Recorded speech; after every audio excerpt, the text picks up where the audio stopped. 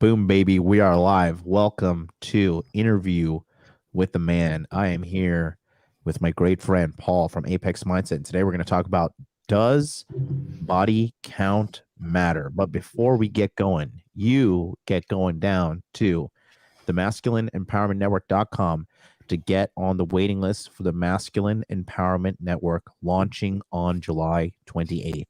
Paul is going to be one of the speakers, counselors, and leaders in that community. If you don't know who Paul is, pay attention, because I assure you, in my opinion, Paul is the most valuable member on Rule Zero. He is the most well-rounded guy, and Paul has really elevated my perception, my game, my everything to a whole new level thanks to him working directly with me in the year 2021. Go to masculineempowermentnetwork.com, put your email address in right here, click this button right here. This is secure your spot. You'll be on the waiting list. It's 100% for free. And then on July 28th, you're going to get a notification as to when you're able to sign up. What you get when you sign up for the Masculine Empowerment Network is access to the webinars in July 28th section, which start on August 2nd. And you also get access to the webinars in Q4. So you get access to 40 live webinars where we bring in experts to talk about money, muscles, game, and frame. You get access to my course, Body Language Mastery, which teaches you to understand with a video guide if a woman is sexually interested in you or if she is not. In addition to that, you get access to a Telegram chat full of all of our members on the Masculine Empowerment Network. And to double that down, you also get access to the database we have here of all of these videos going back all the way to 2019. So we got 2019, 2020, 21, and 2022. You get all this when you sign up for the Masculine Empowerment Network. Joining us all the way from Michigan is Paul. Hey, how are you, bro?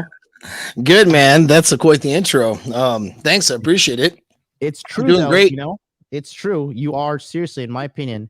I mean, the competition's not that steep when you got people like Ryan Stone and Cappy on the board, but you know. Yeah, I mean, hey. It's a small fishbowl, I guess. No, it's all good. But no, really, I think that truly, I think, you know, the one thing that I like the most about you, in my opinion, is like you have a good heart. You're a good person. Like you really are like a genuinely good, well-meaning person. And I think that's very hard to find in the world, let alone in the red pill in the internet world. Yeah, exactly. Very true. You know what I mean? Yeah. Why don't you just tell the folks who you are, and then we'll get going on today's subject. I'll give you the full screen. Yeah.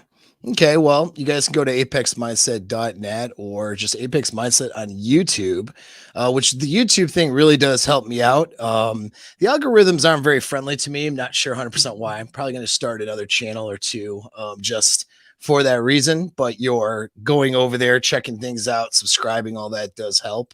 But basically, I help people with things like neural behavioral conditioning. So changing behaviors, changing what's going on in your mind and your inner game. That's a big part of what I do. And then that extends into relationship dynamics and human dynamics and things like that. So generally, you know, your dating life, handling your girlfriend, your wife, whatever it is, handling breakups, getting the girls, all that stuff. I have an approach to all those things that might help you. And it's all about reconditioning your behaviors to be able to get what you want. So it's essentially what I do. And I talk about a lot of issues like what we're going to talk about today, how things like notch counts and things like that, how that might affect someone's brain, someone's ability to be a productive partner for you, and that sort of thing. So that's about it. I think you have a really good YouTube channel. I personally have found myself binge watching your content and really kind of going down the rabbit hole of your content. But I mean, that's the telltale sign of a good channel. You know what I mean? I have gone down the rabbit hole and it's deep, but yeah. So I think now other people have said this, right? And I pretty much disagree, but I want to get your take on it. Yeah. People have told me and said, I've heard it in multiple creators saying this shit. they're saying that, women have always been promiscuous sluts like they are Mhm. today. What's your take on that? Do you agree? Do you disagree? I personally don't agree with that. I think like we're at all-time highs for whoredom, Yeah. and I just don't. I don't know. What's your take on that, sir? Yeah, no, that's a great question. So there's a confusion, I think, with people in the internet space of what do they mean by promiscuous sluts, right? Because in the one sense, our brains are wired to have sex, and a female brain is wired to be to a level promiscuous, right? To we're not they're not wired for monogamy, right? They're wired for, not that monogamy can't work or anything like that, but just the wiring and how we evolved was in polyamorous tribes. So they're used to having more than one partner within their lifetime and seeking out multiple partners. So that's been around for a while, but what gets neglected or ignored is the level that it used to happen at compared to now, the actual numbers, right? As someone in a polyamorous tribes were anywhere from a small tribe of 30 people, hunter gatherers, to maybe 70 people, and that included women, that included children, older people, whatever. So like not every person in the tribe was considered mateable. So you had maybe a small graduating class worth of people, okay, most of them not mating with each other because they're kids or elderly people that were available to each other. So a girl, in the promiscuous past of polyamory, a girl still had less than 10 partners, Lifetime? easily less. Lifetime, right? Easily That's less. a saint So nowadays. That's a fucking right. saint. Yeah, and now if you catch a girl with less than 10 partners today, yeah, right, it's like wife her up, Let's go like to Harry holy crap. Winston, baby. and so that's what gets sort of neglected, or the lack of understanding. We went from an average of between like 7 and 9 partners. I mean, they say 8, but there's a little standard deviation there pre-internet to now. They're not There's different studies saying different numbers, and I think they're afraid to really do a comprehensive study on it because it makes women look unfavorable and badly, unfortunately. But it's like mateable women, it seems like, from the data I've looked at, and it's going to be a wide number, but the average now is between 20 and 50 before she hits 30 years old. So that's not even lifetime, that's before she hits 30. She's most average girls in the West who are following a normal dating paradigm have slept with, somewhere between, 20 guys or so to maybe 50 guys, right?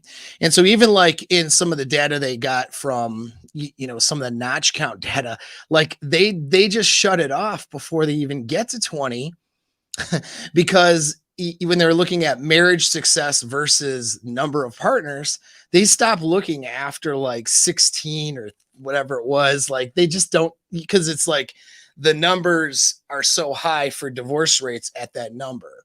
And Mm. so it's almost like why go to 30 when we know that there's so much more of a probability of divorce and unhappiness and cheating. And that was the three markers: infidelity, reported unhappiness in relationships, and then of course the initiating and having divorce. So like they've proved their point after 16 notches. Well, and these are mattress studies and some some dating app studies and stuff, which, see, none of these are really great studies, but they're all sort of reporting different numbers between 20 and pushing towards the 50 number for girls. That's way different. So were girls always wired for promiscuity? Yeah, absolutely.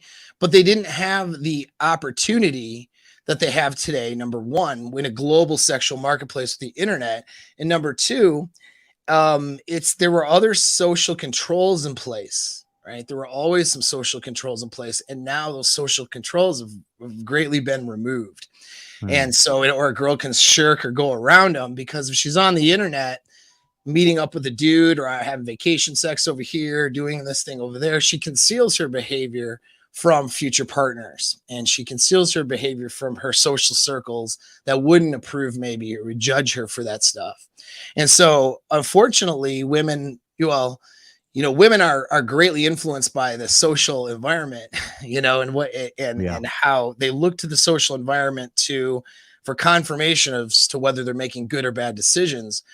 But if they can sort of work around that social environment, the exact thing that would place a control on their behavior and preserve their ability maybe to bond in a long-term relationship, well, that's been removed. So now you have a lot of girls who can't do that. And they've been running through a lot of notches. And it's just a reality. It's just a fact that we're in now. And we need more data. And we don't know. It's like we're in a big experiment. We don't know if a girl's been through 35 dudes. Is she done in the water, or is she good? Like, there is no assurance there. I have my own thoughts and ideas, but we need more research. So we're in uncharted territory now. Yeah. I want to ask you this, right? So when a woman is like highly promiscuous, okay, what is the driving factor? Because I understand for men, we just want to go out and fuck as much pussy as possible. Right. Now, like, why do certain women, in your opinion, just get out there and get ran through? Like, what is this? Is it a psychological detriment? Is it something we're missing biologically? Are they truly programmed to be these turbo whores? It's kind of like psychotic, because we as men want to fuck as much pussy as possible, but then when we find a woman, we want to make sure that she hasn't been ran through. And also, globally, women know, I think they know instinctively, that being promiscuous equals not desired, because they all hide it globally. I've slept with girls from Mongolia. I've slept with girls from China, Korea, Vietnam. I've been to these countries, Japan, Hawaii. I fucked a girl that was partially native Hawaiian blood, which is like super rare. On all these girls, they all have the same shame of hiding their body count. So this does seem to be a modern phenomenon, but what is the incentive? Because, and we all talk about this too, right? We all talk about guys just think that these girls are getting ran through by chads, but I have gone through girls' phones and seen these, encyclopedias of fucking losers, and it's not like chads, it's not Tyrones, it's like a bunch of fucking weasel looking betas. I mean, what the fuck is going on? Yeah. Yeah, well, it's a very good question. Let's see where to start with that one. So let's start with what drives a woman to be promiscuous to the degree that a woman will sleep with 30 to 50 men before the age of 30 years old. Yeah. And so first let's illustrate what that pattern looks like, because I think a lot of guys get, this conception that of, girls sleeping with a bunch of dudes is like, sleeping with 3 dudes in the same week, and you know what I mean? Just like being a total, like that kind of a turbo whore. And it's like, she's going to a party, she just gets a train run on her, stuff like that. Like these are small percentages of people, but the average girl is doing mate switching and, serial monogamous behavior a lot of the times.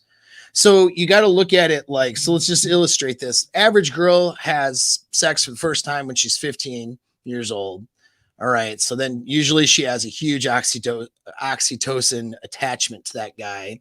And then it usually, of course, doesn't work out because they're not adults and mature and all that stuff. And so she gets, she gets broken up from that. But now she's already had sex. And once she's flipped that driver, her reproductive system is telling her to have sex, to bang guys who would get her potentially pregnant, and to bang the best that she could find for genetic success. So that's your chads. Now, they're not always banging chads, of course, but that's at least what a reproductive system is telling her to do. And although we are generally hornier as dudes throughout the entire month, women get, almost that much, if not that much, during certain days of the month. And especially when they're younger and their hormones are going crazy. got a lot of hormones, 15, 16, 18-year-old, even 20-year-olds, right? And so a girl during ovulation is spiked with hormones. She's horny. You know what I mean? And she's looking at dudes, and that's it. I mean, that's she wants sex. And a girl who's had sex, even if she hasn't orgasmed, and in fact, not orgasming actually drives her to more sex. That's an interesting thing. The reason, evolutionary reasoning for women having more difficulty orgasming is it pushes them to have more frequent sex during that ovulation period, which made them more likely to get pregnant. So think polyamory, right? She's not having sex with 10 dudes, but she might have sex with 3 dudes within a 10-day period of ovulation. And then maybe another dude for a negotiation in between. So maybe she's rotating between a couple partners. I want to add on to that. Yeah, sorry. Go ahead. Go finish this thing. Finish your thoughts. Sorry, no, so like during that 10-day period, she's really horny and she's wanting to have frequent sex, and even not orgasming, she hasn't quenched or had any satisfaction, so she's continuing to want to have sex. So there's that part of that drive. But I'll pause so you can make your point there, what you're gonna say. So I've noticed, as I have been sleeping around with all these hoes, and that the girls that typically are the biggest hoes in my experience, these are girls who cannot orgasm. And I've noticed that. Yep. And I've noticed as a trend, Yep. more girls in America and westernized girls have trouble orgasming compared to girls over here in the East. I've noticed a great difference. Like, when I was dating Miss MLD, right? When we would have sex, she was having an orgasm every time within 4 minutes of sex. Now, I was her third partner ever, and I was the only foreign dude she's ever been with. So for her, she was just so, mentally healthy, because that's where the orgasm starts, up here for all women, right? For guys, we could have every fucking disease in the world and we'll still come, But, women, if they're not, if the upstairs is not, sorted, you really have to like fucking jackhammer that pussy for 40 minutes to get one orgasm out of them. And as a businessman, I don't have time for that, quite frankly. But I've noticed one of the girls I dated before, remember you were helping me with her last year, the Chinese feminist chick. She had never had an orgasm from penile penetration sex, and she had quite the resume of dicks under her belt, and she could only orgasm from oral stimulation, right? Yep. And she had been like, one time I took some fucking MDMA and I was like off my tits, and I fucked her for like an hour straight, and no coming, nothing, and then that was just like hard MDMA like dick, you know what I mean? And just couldn't. And at that point, I was like, this bitch is broken. This, like, we got to send this back to the factory in China and get it fixed. But I've noticed too that she would, in her past, she told me like she would have sex sometimes, 3 dudes in a week.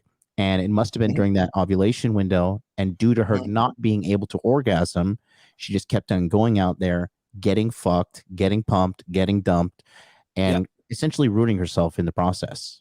Well, right. And so the thing is, for women to orgasm, I find this interesting, is they need to be able to submerge themselves in the event, which means they can't have their mind elsewhere, or to be thinking about like potential problems, threats, dangers, concerns, any sort of anxiety, stuff like that, can't really necessarily be there.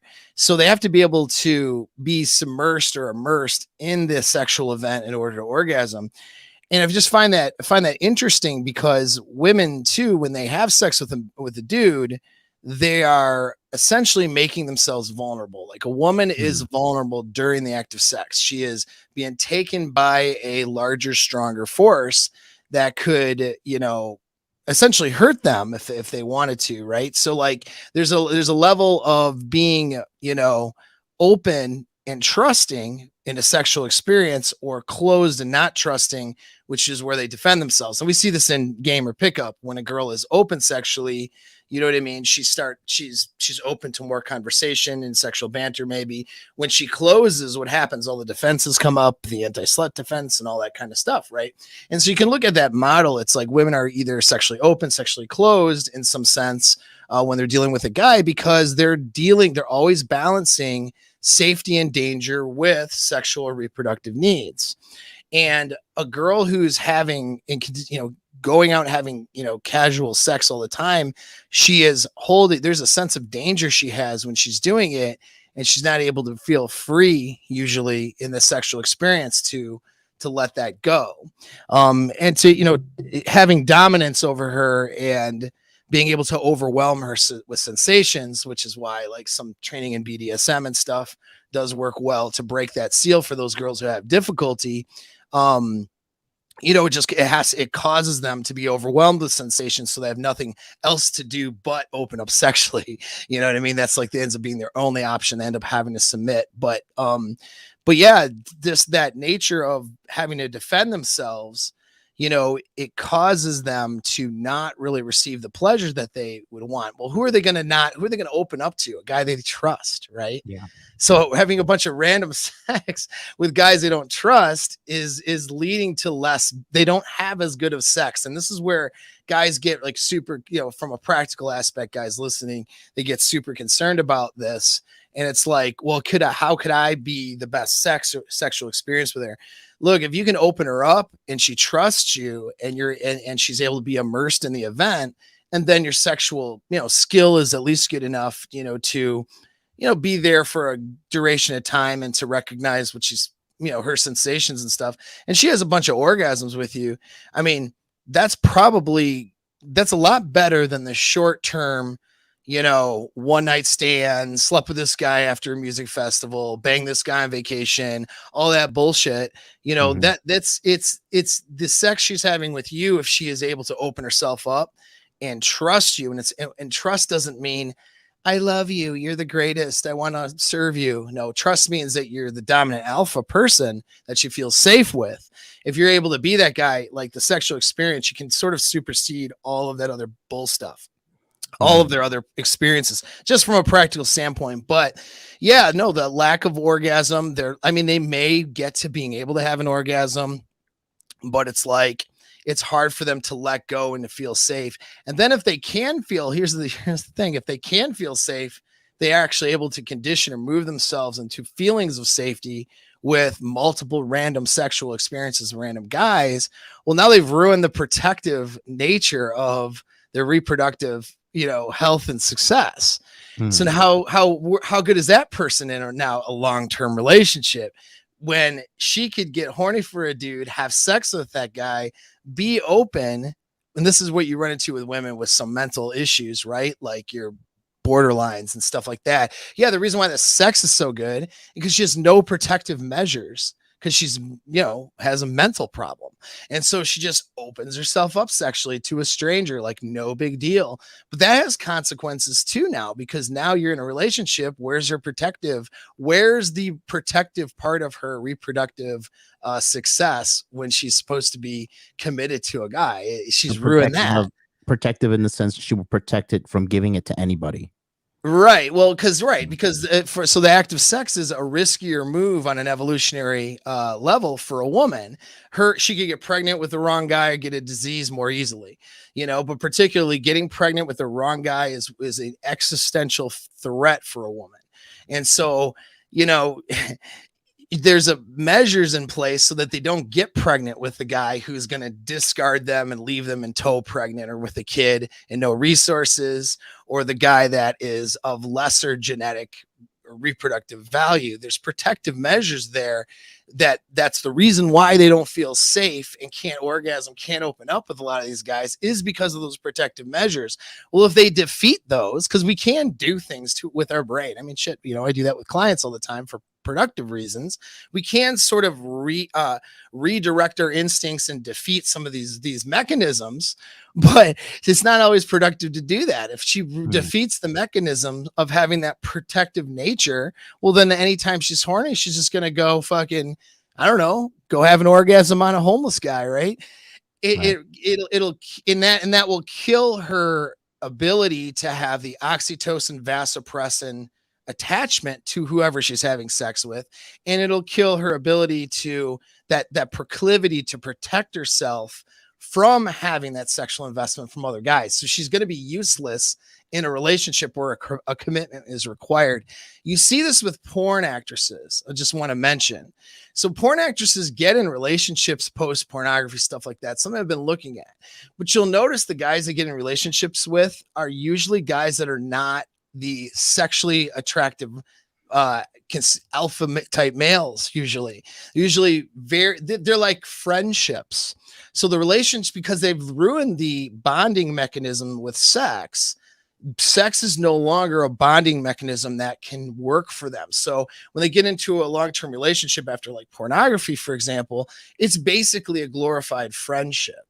You know what I mean? And so that's just what ends up right there. You are. And so so it's a glorified friendship. It's transactional. You know, I'm not saying she doesn't love or care about the guy, but it won't be that genuine desire that that men are wired to receive from a woman and feel like they are, you know, that their paternity is protected. Because that's the other part. Like as men, we want our paternity protected. That's why we're turned off by high nachos. Yeah. Right. Because it indicates that we're that our offspring might not be ours, or that, you know, she might even kill my offspring in favor of some other guy that's the flavor of the week. Right. This is this is an evolutionary problem. Did you let me ask you a quick question. When I saw this, because, you know, I'm really good at the body language and just I could read a person's face and be like, this guy's a total simp. Did you see this divorce coming when you saw these two get together? Yeah, absolutely. Oh, absolutely. Like right off. And I don't even pay attention to that stuff, but I do remember seeing it's the same. Riley Reid is another porn actress that comes to mind, you know. Yeah. You know, yeah, like you see who that she married. Like it's not to slam on the dudes, it's just, but it is what it is. Like if you're marrying a porn actress, sexual bonding is not what can bond her to a dude. She has effectively ruined that side of her. Now, the problem with that is someone will say, well, who cares? You know, like, what's the problem with that? You know, I don't know. Some people might ask that question. Well, the problem with that is that we're designed to bond through mechanisms with oxytocin and vasopressin. That's what makes a girl emotionally invested to work through life problems with you in a long-term relationship. Okay, we gotta stop and elaborate on that right there, because that is something we have both gone through, and it's just like, okay, real quick, I want to shout out to Hexkin American 999 super chat. No Hyman, no diamond. Thank you so much for that super chat. If you guys want to send a super chat to get a question answered by either of us, it'll prioritize. We got 170 plus people in here. This chat's flying by, but yeah, let's talk about that, because I think it's all connected. I think no fault divorce basically incentivizes women to become whores. Like you're financially incentivized to be whore, right? Now then you have this woman whose default in regards to relationships is to destroy the relationship and then jump from dick to dick to dick. And guess who's going to follow in her footsteps? Her daughter, right? So now you have 100%. These girls, right? So now you have these girls who are promiscuous on a very early age. They're getting tons of dick ran through them, and they're taught that men are these disposable objects, and then their sexual actions are reinforcing this, which the culture is also reinforcing it as well. And it's like a perfect storm to, quite frankly, destroy a fucking nation. Because I really believe like a backbone of America's problems is down to like females whoredom, straight the fuck up. I think that's a lot of problem because, you know, tell me one of these school shooters would not go do what they did if some girl was like sucking them off at least twice a week. You know what I mean? No, this is true. Yeah, this is true. Well, and so people will say, well, so someone will come in like with a counter argument and say, well, wait a second. If there's so much promiscuity out there, you know, how would this guy having sexual access prevent him from being a school shooter's thing? But here's what they're missing, whoever makes that argument, is this. It's that when you look at, and you can see it in the animal kingdom, I like looking at chimps and bonobos because they're very close in genetic nature to us. You want to see what our animal brains are like, And we have a human brain that directs our behavior too, but we want to see what those instincts are like. Looking at those two species is pretty good. And with bonobos having removed the need for protection and resources strictly coming from the men and sexual consequence, it's not that more men have sexual access in a bonobo society. It's less. And they've looked at, it's, the alpha beta thing where the women of the species are mating with the genetic alphas 20%. It's even skewed more than that. It's not even alphas, it's breeders at this point. And so like in a bonobo society, there's dudes that are more or less objectified for their breeding stock.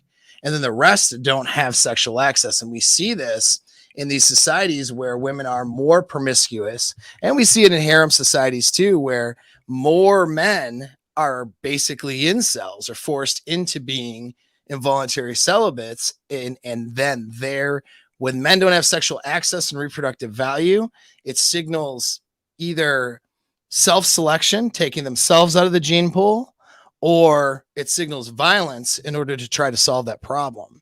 And this is where the incel thing is. You look at these guys who are these shooters, most of them do not have access, right?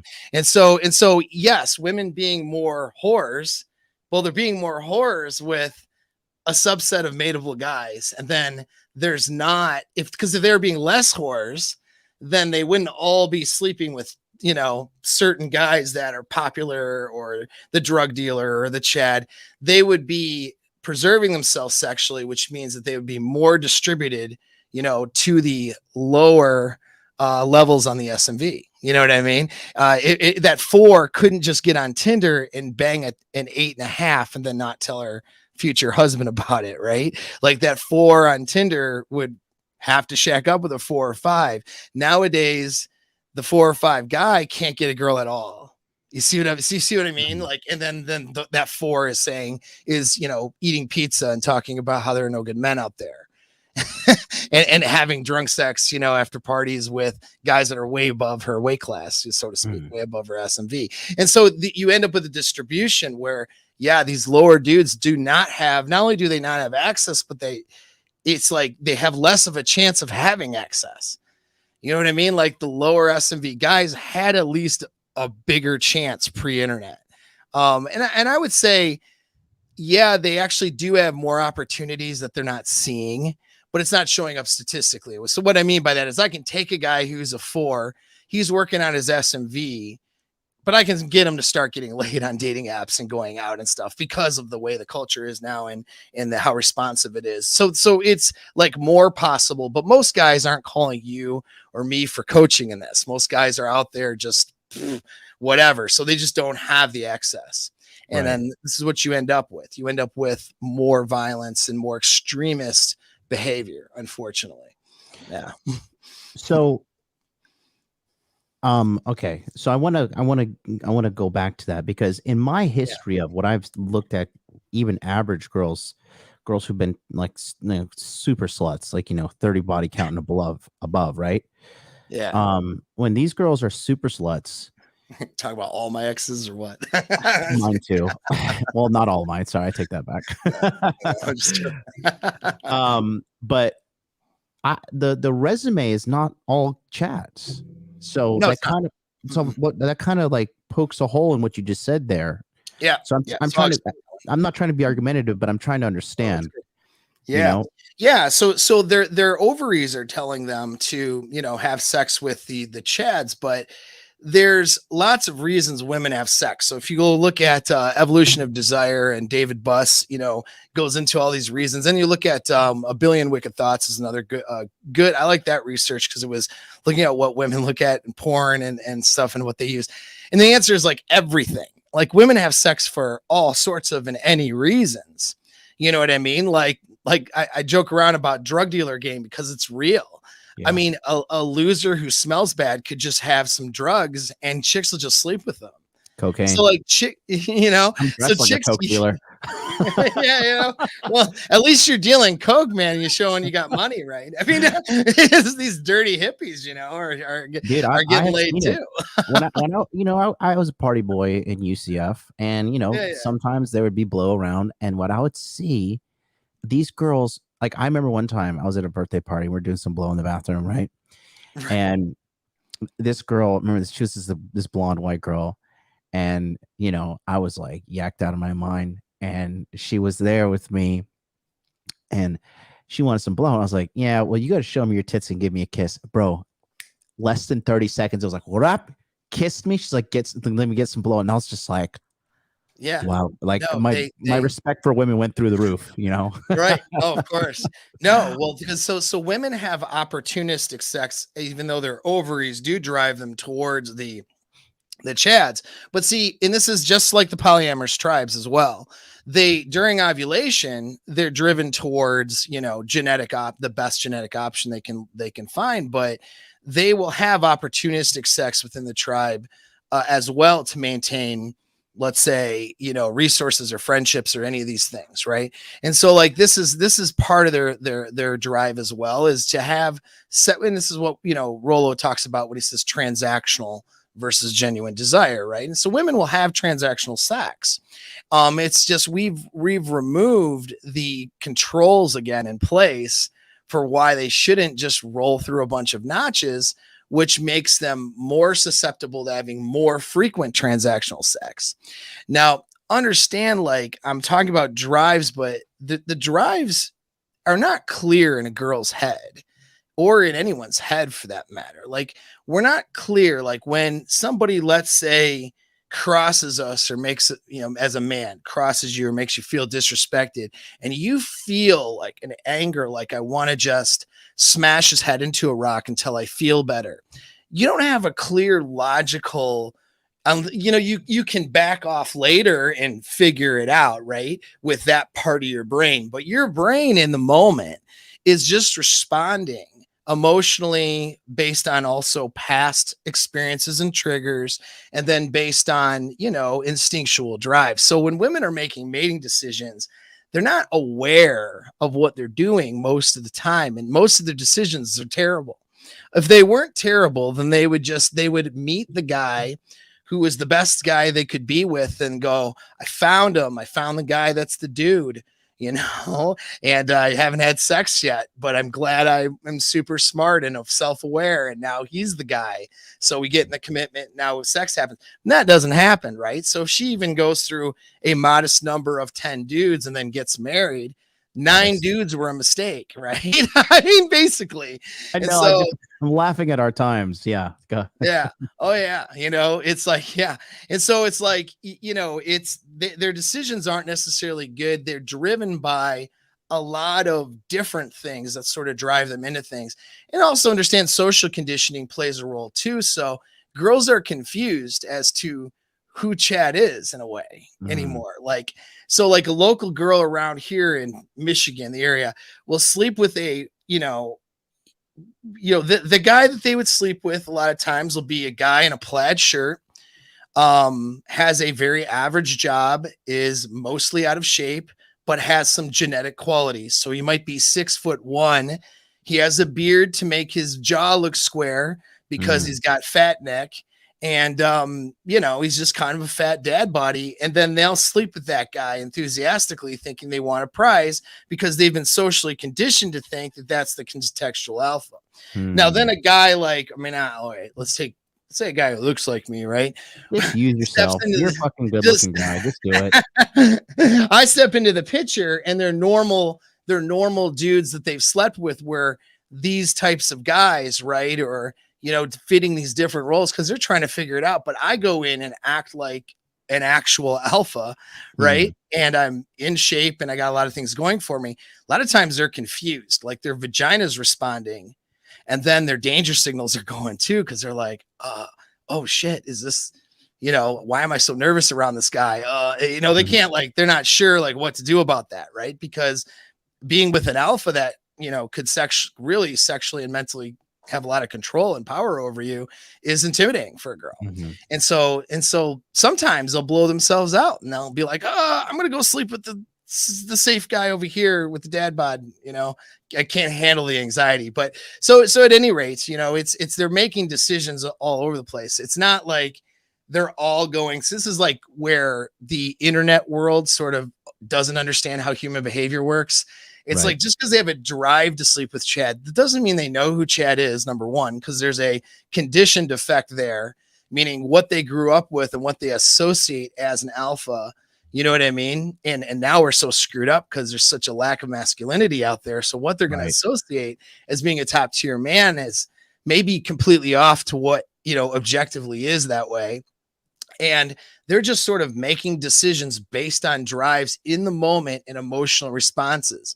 If she's a little bit drunk and on vacation and her friends sleeping with this guy and the leftover friends on the couch with her, and she ends up sleeping with them, that's just circumstances and emotions and whatever. It doesn't mean he's the most Chad alpha dude that she could find, even though her reproductive system is driving her towards it. And we have the evidence because we ask, well, what are they looking for? And they're all looking for these top tier guys. But then, of course, what they sleep with isn't. So we know that, these decisions are affected by a lot of factors, a lot of variables, So, yeah, so you can't think binary like these guys, which I know you know this, but guys can't think binary and go, oh, she slept with this person, so that must be like, she thought he was the Chad. Like, not really. She sleeps with guys all the time and goes, why did I sleep with that guy? Yeah. She doesn't know what she's doing, right? Because there's too many drivers and too many things competing, and there's social things as well, that play a role. Yeah, there can be a myriad of things. I guess I think what guys are really looking for is, and I don't know if there is a solution, but I think what guys are looking for, because today it's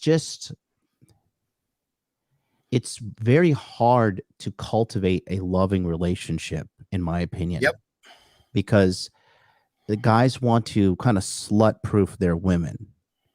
And it's hard because, I mean, once she starts hoeing, she's always got it in her. You know what I mean? She's got it in her. That's right. I'm not saying that she's going to do it forever, but she can go back. She can revert to it. Most likely she's not going to, once they go through that super hoe phase.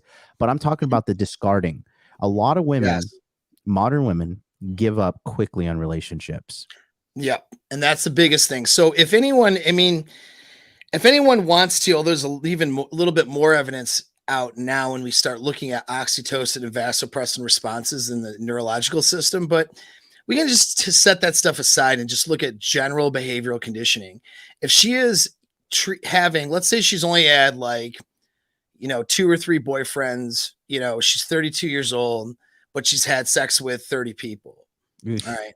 That means that she's had, a couple long-term relationships, right? And then the rest were non-committed sexual things where she was basically being discarded by a guy or practicing discarding another guy. So what she's doing to do that is she's having to protect herself emotionally while being opened up sexually. So she's, in a sense, practicing, putting barriers into having an emotional attachment to the person she's sleeping with. And she's creating a situation where her practice, if things get hard, her default mechanism is to leave or to blow it up and to act, basically incredibly toxic and not handle arguments and not handle conflict well. Because why handle a conflict well? Why learn conflict management skills if you just get out, oh, well, he did this and I'm just not putting up with that. So on to the next guy to sleep with, right? If that's your behavior, now you're with a guy who's a top tier guy who, she might have to actually gasp, look inside of herself and change things because her behavior might not be conducive of building a life with this particular person. And that's not even like she's a bad person or whatever. It's just that as human beings, we're always trying to make ourselves better, in order to get what we want in some ways. Yes, Right. as you And should, so man or woman. 100%, right? And now you're doing that on the one hand, which creates stressors. And so stressors show up when you are trying to change. This is normal. There should be stressors in your life. If there's no stressors, you're not trying hard enough. Okay. There's got to be stressors and things. It doesn't mean like your life is a mess or anything, but just some stress in your life means you're trying to make improvements. So now you have two people trying to make improvements that are also trying to mesh together to build an impeccable relationship. Well, there's going to be stressors there. There's going to be some conflict.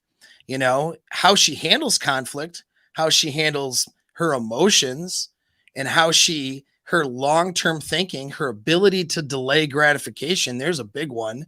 Her intelligence markers. And I say intelligence not because you're going to have a, discussion about world events or something. You can, that's great. But I'm more concerned about her ability to delay gratification and ability to set goals that are long-term and, steer away from short-term gratification in order to get there. That requires a little bit higher of an IQ and emotional self-control. And those things are developed. Those are skill sets. So if she's spent her entire, life, her reproductive life, as just getting tons of attention, Right. sleeping with dudes when she feels like it for whatever reason. And anytime things just don't quite smell right or look right or whatever, oh, well, he was just a guy I slept with for a few weeks or a few months. And well, he just got old, or he just was boring, or he did this, he did. Okay. That's their practice. And now they're with you and they're going to try to build a long-term relationship. They don't have those skills. Yeah, exactly. They're and it takes work and time as human beings to develop skills.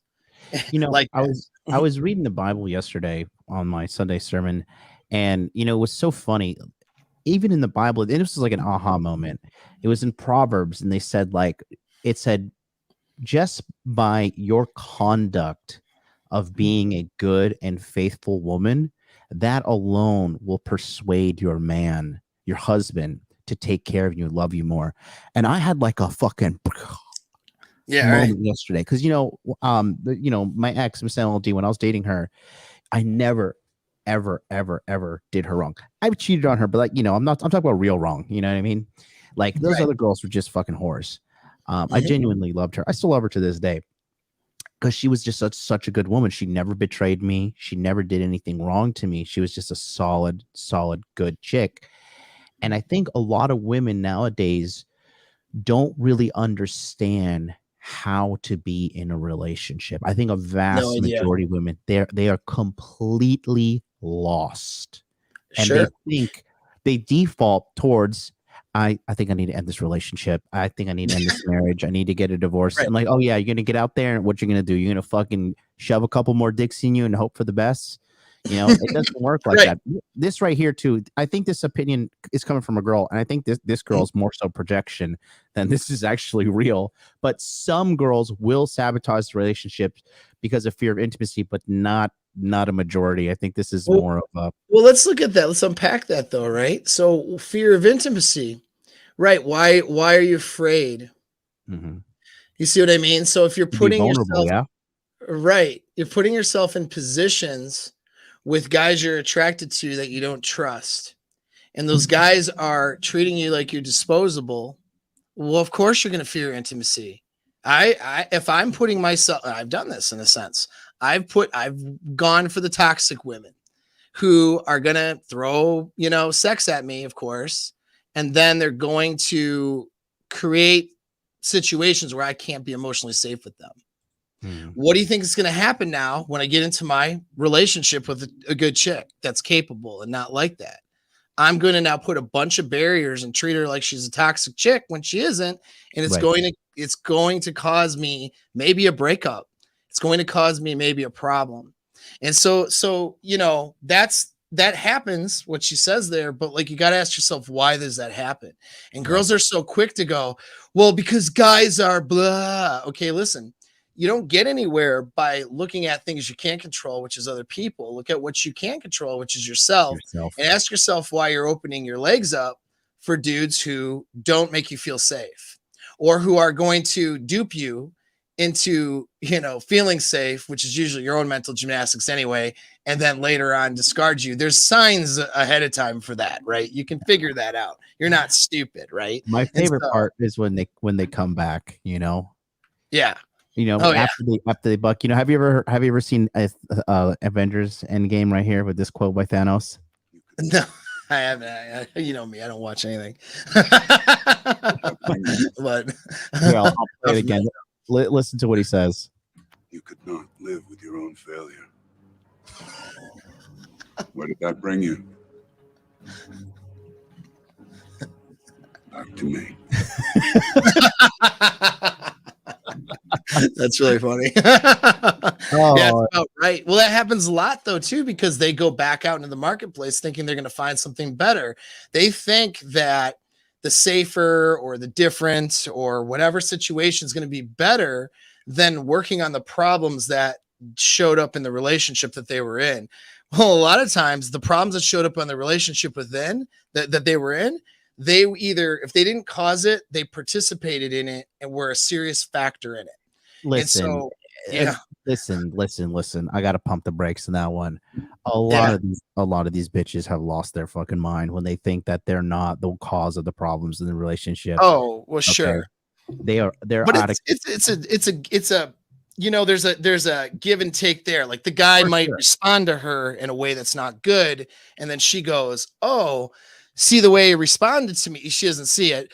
That's the way he's acting is the reason why I have to leave. But she's not seeing that she did a whole bunch of things that cause his reactions. And although his reactions may not be perfect, and I would like coach a guy out of those reactions, that doesn't absolve her of her actions that created the dynamic in the first place. There's even when a guy or a girl cheats, even when some of these things happen, there's a dynamic that's happening. Like even for you guys, if you get cheated on, you either let yourself get cheated on, and there are a bunch of things you missed, which is fine, puts you in control. Doesn't mean you deserved it. It just means that you can prevent this in the future. What did they miss? For example, what would they miss? Yeah, so missing clear boundary violations, accepting a lot of types of behaviors where she makes herself sexually open into the marketplace, and convincing himself and using that cognitive dissonance that these things are okay. I'm not going to be a jealous or possessive person by addressing these. And when I say addressing, like, I mean, if a girl, for example, is presenting herself single on Instagram, right? That could be a habit she just has had from being a single girl, but she's still sending a message out in the marketplace that she's single, which then is going to be reflected by other people in the marketplace back to her, right? And then she's going to be treated as a single person, which will lead to more opportunities and more situations where she's going to have to now make these choices, right? And then if she's feeling insecure in the relationship, maybe she allows for some attention she shouldn't allow, or she allows for certain things, and it just keeps going, snowballing effect. I don't feel emotionally, because my fear of intimacy, I don't feel emotionally safe with my partner, but the guy that I'm not going to sleep with, I tell myself I'm going to go have my emotional bond with him. Oh, but I was drunk one night after a work party and I've had this emotional bond and we ended up sleeping together. You see, these are the things that happen. And it doesn't just happen where she just sleeps with a guy after a work party. There were several things that happened to set the conditions up for that. And as dudes, being able to recognize that and just kind of know how to set the boundaries and standards in your own relationship without being a possessive and controlling crazy person. That's the skill set. That's frame is what that is. Right. That's why I talk about frame all the time. Frame is the number one thing, that can lead to your success or failure in any relationship, short-term, casual, or long-term, for sure. What's this super here? Let me read the super chat. Dr. B84 with a $5 super chat says, every girl I know who got around back in the day has been divorced at least once. Body count matters for women who want a successful LTR. Absolutely. And then I want to double down here. Cold Steel says, why are the men more worried about making relationships work out than women are. In most relationships I see, the men are way more clingy than women are. That's what turns them off. So it's not about being clingy. It's about these guys. We have ourselves. We're protecting our commitment. That's our biggest thing we can protect. That's why. Right. And we have ourselves in quite the conundrum nowadays because whoredom for women is the norm, especially in America, in the West. Like literally being like whoredom is normal. Right. I saw a girl the other day married, and I was just browsing through Instagram. I was going through some fitness page through a business guy I follow, and I saw this chick, and I was like, okay, she's like pretty shredded. And then I went to her thing, and I was like, oh, look at that, she's married. Like, wow, what a good girl from Texas. I was like, she posts all these loving shit about her husband. Scroll down, and then there's her ass in a fucking thong, poking out of a jacuzzi with a mountain backdrop, and I'm just like, how is this okay?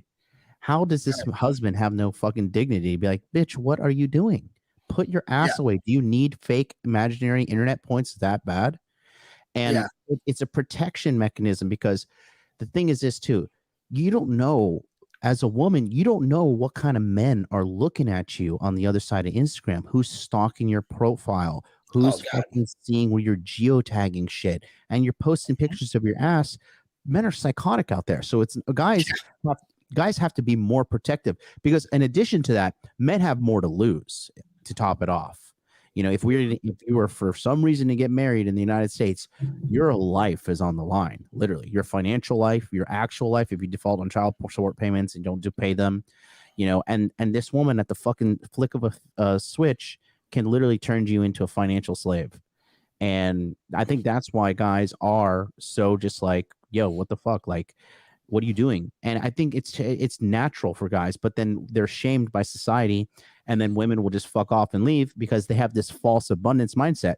But if you look at the whole women's rights, because they're trying to paint women as these victims who've been oppressed, and just like, let her be free, let her be the whore she wants to be, right there. And like, that's basically what the motto that they're saying is, like, let her get out there, let her be a whore. And if you don't like her whoredom, you're a misogynist, you're part of the patriarchy, you've been programmed. And they're teaching men to deny their internal instincts that are repulsed by these sexual impulsive women. You know what I mean? They're these impulsive decisions women are making with their sexuality.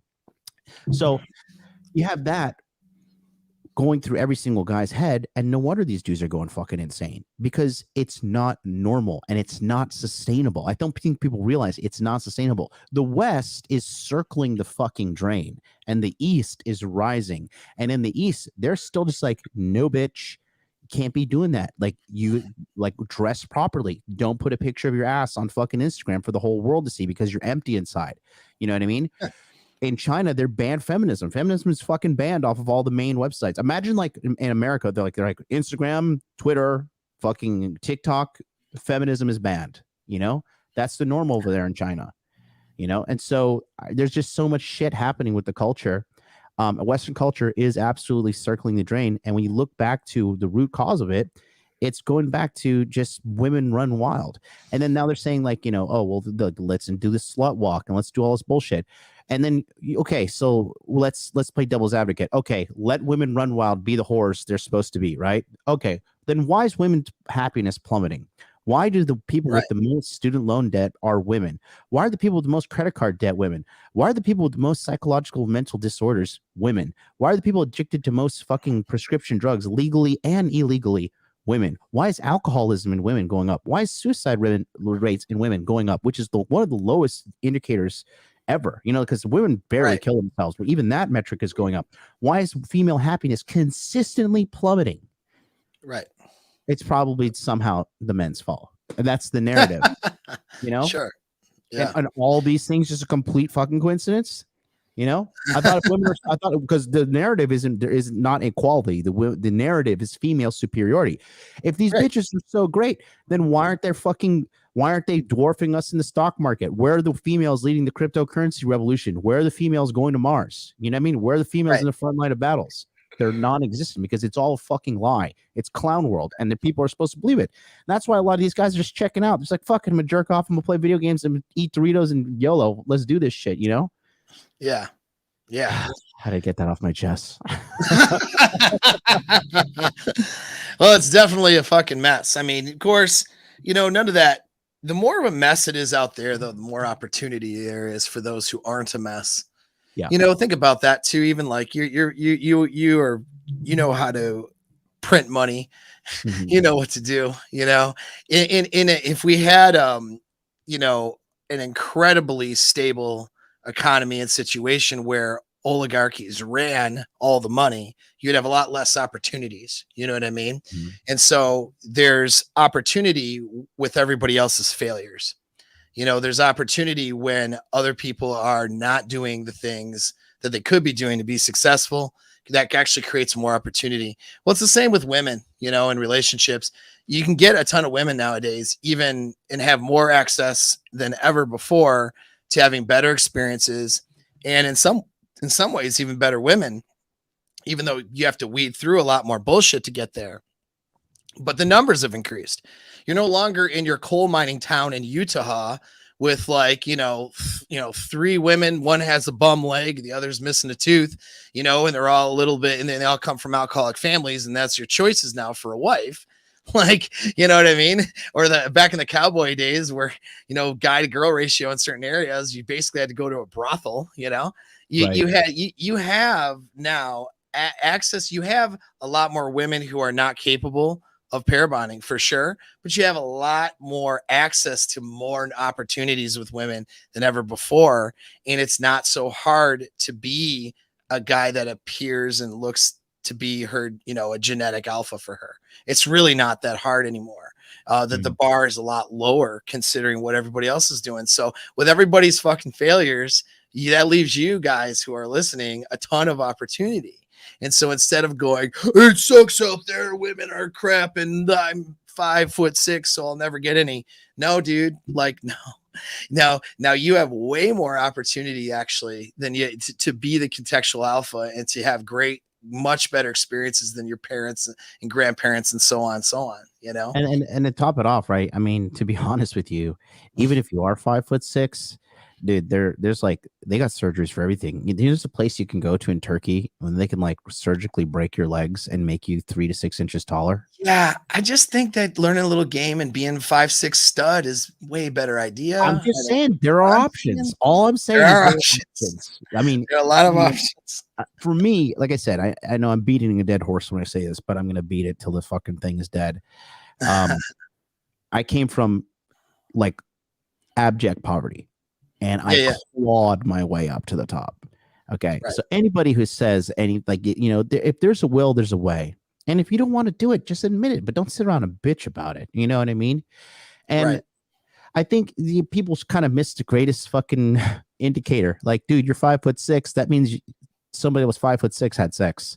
So, Right. Well, that's exactly right. You know what I mean? It's, and I like, we both have guys, clients, as well as friends, people we've known that are, anywhere from 5'3" to 5'5", 5'6", that just slayed with women because they leaned into these other dominant alpha traits and leaned into other parts of value, and they just slayed. They did fine. For every girl that wouldn't want them because they're too short, there were 3 girls around the corner that were after them. So it didn't matter. You know what I mean? so let me, I think it is a cope. I mean, let's be honest. If you are taller, sure, you're going to have a better opportunity, but dude, move, like go live in the Philippines, go live in fucking Mexico where people are shorter, go fucking move to Japan. Don't go to Korea. Those motherfuckers are huge. There's a lot of people. You been in Korea? No. They say the fastest way to get E5 is what? Go to Korea as an E6. yeah, I've heard that actually. that's what actually I've heard. It's true. But anyways, going back to that, it's a global marketplace, like you said. So you could go. I mean, you could dollar arbitrage. If you could set up an online business, you make $5,000 a month, and you move to Vietnam, you're like God status, financially speaking. You know what I mean? And live a good life. And dude, Vietnam is filled with beautiful women. Shut up and take my money. Like Vietnam, they all wear sundresses, and they have like this slim thick going on. And I'm not like talking like fucking black culture slim thick. I'm talking like like 1980s Playboy. slim thick. Yeah. You know what I mean? That is, I'm about to move there now. Just so you bro. know. I'll get on the next flight with you. Let's do it. But Yeah. you can live a good life. You just have to open your mind. I mean, there's opportunity everywhere, and that's why I broadcast every day to show these guys like you don't like. There's a choice to be made in life. It's like it's not you're not like it's not the fucking 1950s where you're just got to work in that factory. You got to work in that coal mine. You know, the internet is a great equalizer for all people. Yeah, no, it is. It can be for it's a blessing and a curse. You know, like a lot of these things. Really. Yes. You know. I want to elaborate on something else, and I'm going to give you full screen because I'm going to run the bathroom real quick. But I want to ask you this, okay? Body count, okay? So the common thing is when a woman has sex with a bunch of men, it damages her ability to pair bond. Right. Okay. That's the greatest argument. So I'd like you to, if you could please elaborate on that, on the ability to not pair bond as strong and the other factors that are present when a woman has a high body count. For example, I think the greatest indicator is anxiety, right? I'll be right back in 1 minute. All right. Well, so it's hard to know where to start because I could really talk about this for several hours. We're not going to do that though. But you have to understand that we don't always our instinctual drives are not necessarily driving you to be successful as an individual. They're driving a larger species, you know, for success, right? So our larger our species is successful because of our instinctual drives. That means there's going to be a lot of, you know, individuals that are not necessarily optimizing their success for the survival of the species. And so what that means is there's sometimes an idea that like, well, instincts are always right or always the best thing. They're not always. We sometimes need to take our instincts and steer them in a more productive direction so that you can get what you want. And you know this based on things like, you know, hedonistic behavior versus delaying gratification to make money or achieve, you know, something, right? You sometimes have to delay gratification, short-term gratification, or achieve something long-term. Well, it's the same thing in the sexual marketplace. Well, so we're not always, you know, our instincts aren't always productive or helpful.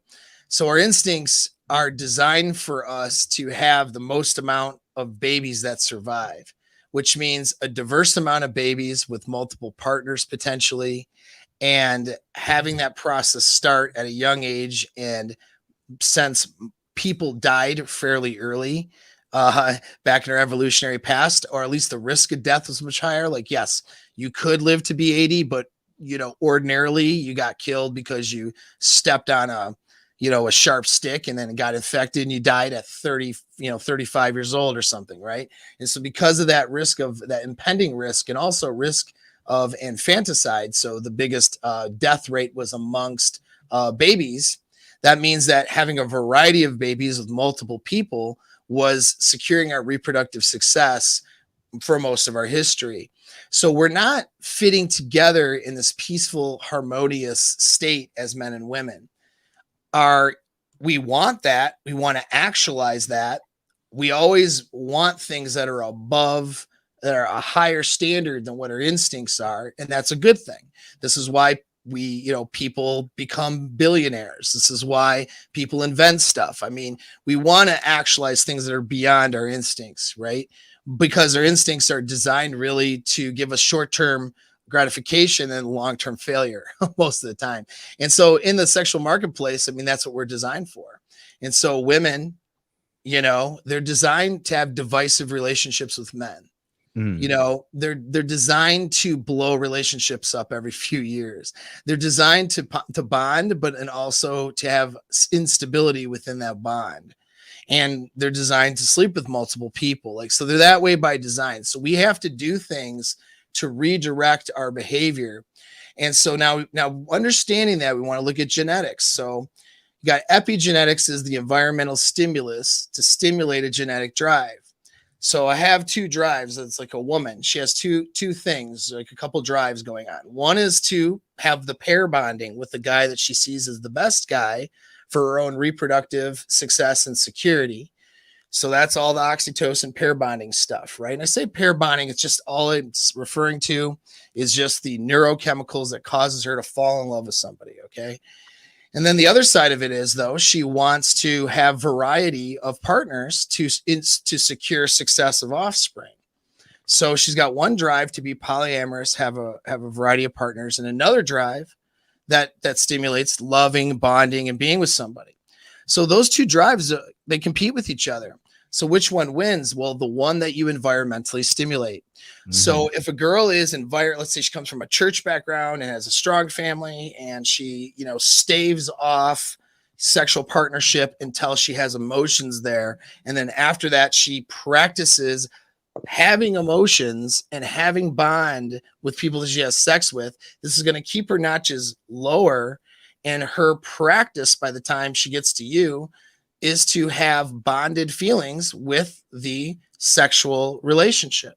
So she epigenetically stimulated the other drive. So that's where she went, right? Versus if she's practicing short-term sexual opportunities, what's she doing? She's stimulating a different instinctual drive, which is to have variety of partners to secure, have diversity of offspring.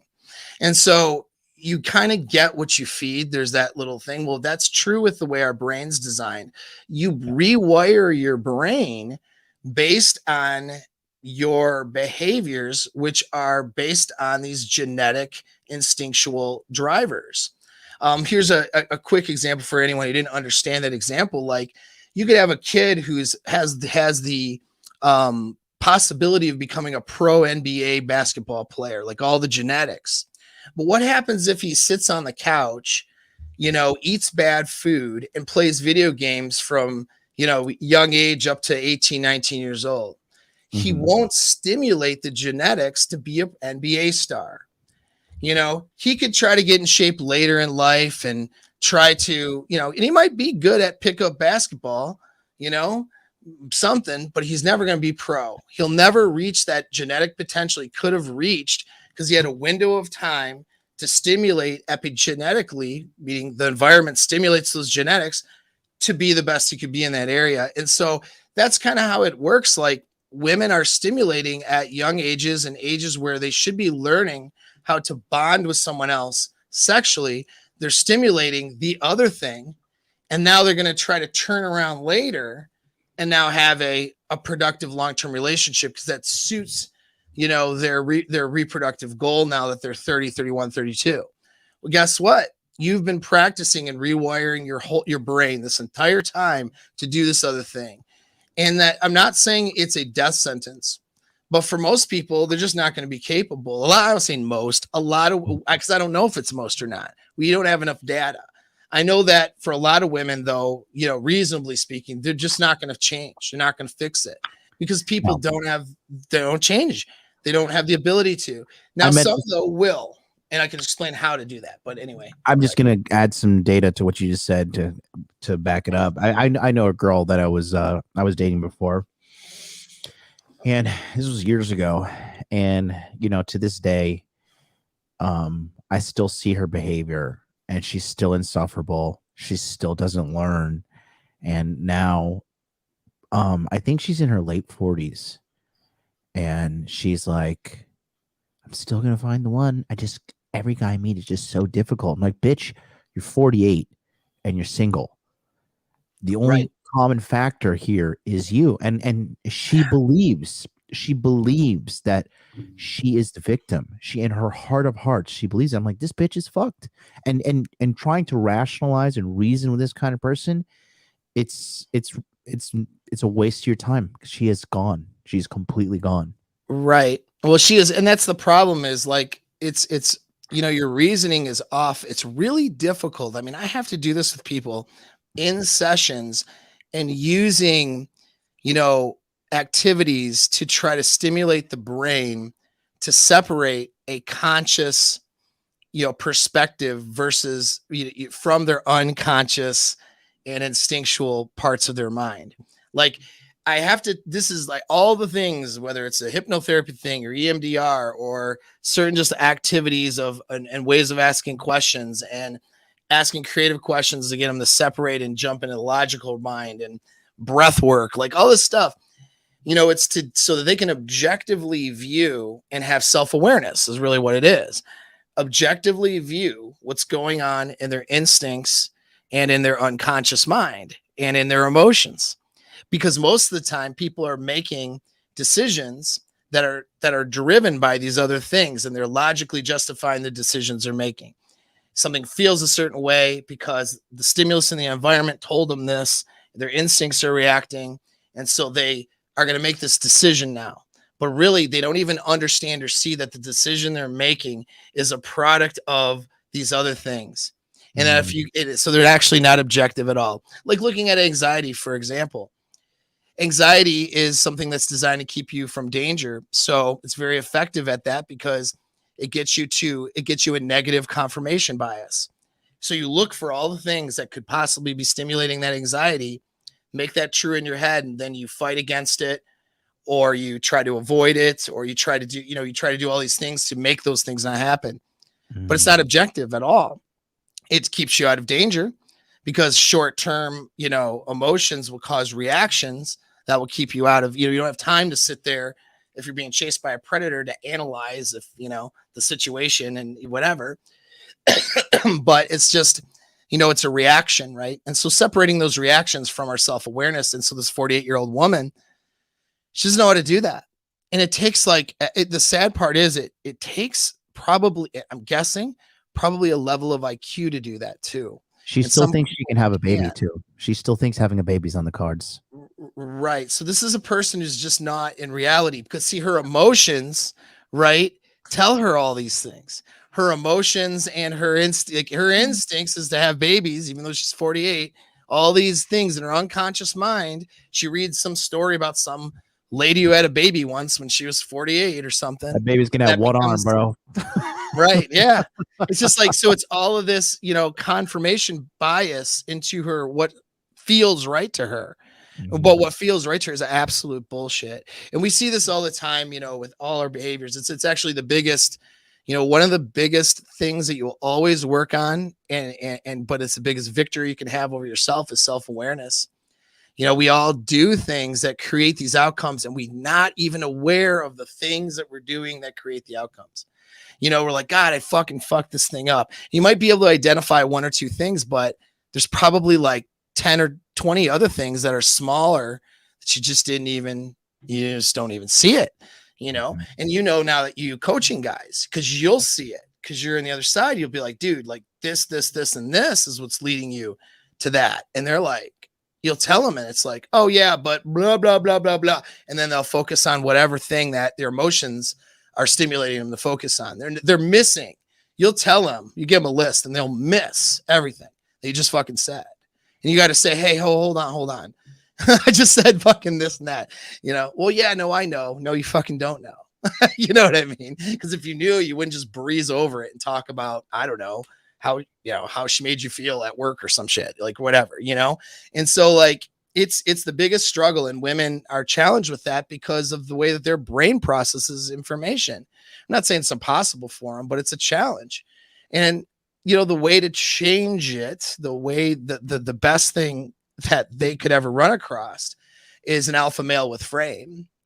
That's the best. And if they can be capable of surrendering and submitting to that male, even if that male is, even if they have trust concerns with that guy, even if that guy's not perfect, because newsflash, you're going to have trust concerns with him if he's an alpha male, and he's not going to be perfect. Wow. You know what I mean? There's newsflash to some of these women out there, but the best thing they could do is submit to that guy. And if he was willing to, take care of her, and if he had that bond that he's designed to have for her, that's her best way of overcoming her past behavior. And I do believe that, because I see that, you see that happen. It's because what happens is he creates such an intense experience for her, and she's never really been fully submitted in these other experiences. So she's fully submitted. So now she's fully vulnerable, meaning the experience she has with that alpha, that a guy that would take care of her ends up being exceeding all these other things, reigniting the vasopressin oxytocin system and allowing for bonding to occur. Whereas average was never going to do it. If that makes any sense. But every woman thinks so they're going to find that guy. That's the negative. It's like, no. There's remember that article you posted about male beauty and female beauty and like how beauty was quantifiably I did a whole episode on that. I don't know if you know that, but that was a great article. Yes, it's an awesome article, dude. Actually, I was like, holy shit, this chick knows what she's doing. Yeah. So the funny was that written by a woman? Yeah. No way. Dude, yeah. I want to meet her. I want to know who this person is. She's probably I'm guessing she's 85 years old and just knows everything and does spells. Awesome.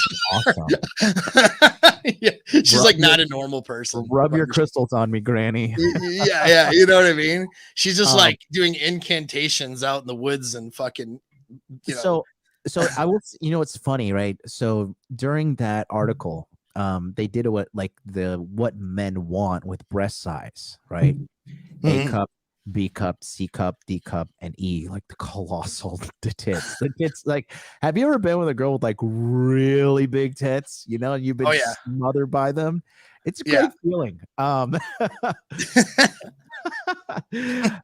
I kind of understand the female delusion and wanting the best, because if you look at those charts, there's a disproportionate amount of men that want women with D cups and E cups compared to women who actually do have D cups or E cups. I have a girl here in Tokyo I used to date, right? She's a cute girl. She's Chinese, really fit body, nice ass, very beautiful of teeth, nice hair, like very soft and silky, right? She's an A cup. And we broke up, but we still talk. She always comes back to me, and we always, chat about how she fucked up the next relationship she got in. and I just told her, I said, you're a very pretty girl. You got a good personality. She makes bank too. She makes like over 100 grand. She's 33. She looks really good. And I said to her, you know what you should do? Because she listens to me, because she's seen my come up. I said, you should just go and get some fucking fake tits. And within 2 weeks of me saying that, she got the fake tits, right? She went and had surgery, and she asked me to pick her up from the place. I picked her up, and then, she's out and about right now with her fake tits. And I was like, I guarantee you the amount of attention you got from men has tripled, right? She's like, you have no idea. She's like, I'm getting looked at and getting so much attention. And she says, usually I know girls would not like this attention. She's like, but I'm loving it. And I'm telling you, like, it's just that drive. I kind of understand it, but I'm also rational enough as a man to understand that, like, I can't have everything that I want. You can have, and my philosophy is very simple. You can have almost anything you want, but you can't have everything. Well, sure. Yeah. You know what I mean? And so at least not at the same time anyway, right? I mean, you're having to sacrifice something for another thing always. Exactly. You know what I mean? And so, but I find the breast thing very funny. And even for me in my advanced scientific studies, I put like a 4-quadrant thing of girls with like grabbing their tits from TikTok. And I just like, put the guys like 1, 2, 3, 4, which one do you want? And the girl with like the fucking smother me tits got like blew all these chicks out the water. The chick with the smallest tits had the smallest thing. And this is anonymous voting. I mean, the only person who could see it is me. So I kind of do understand like the female delusion is to thinking they want the best, but you like, why do they think that they can secure and deserve the best? Like, what is this all about? Can you explain that to me? This is literally, I'm at a loss for words for that shit. Yeah. Well,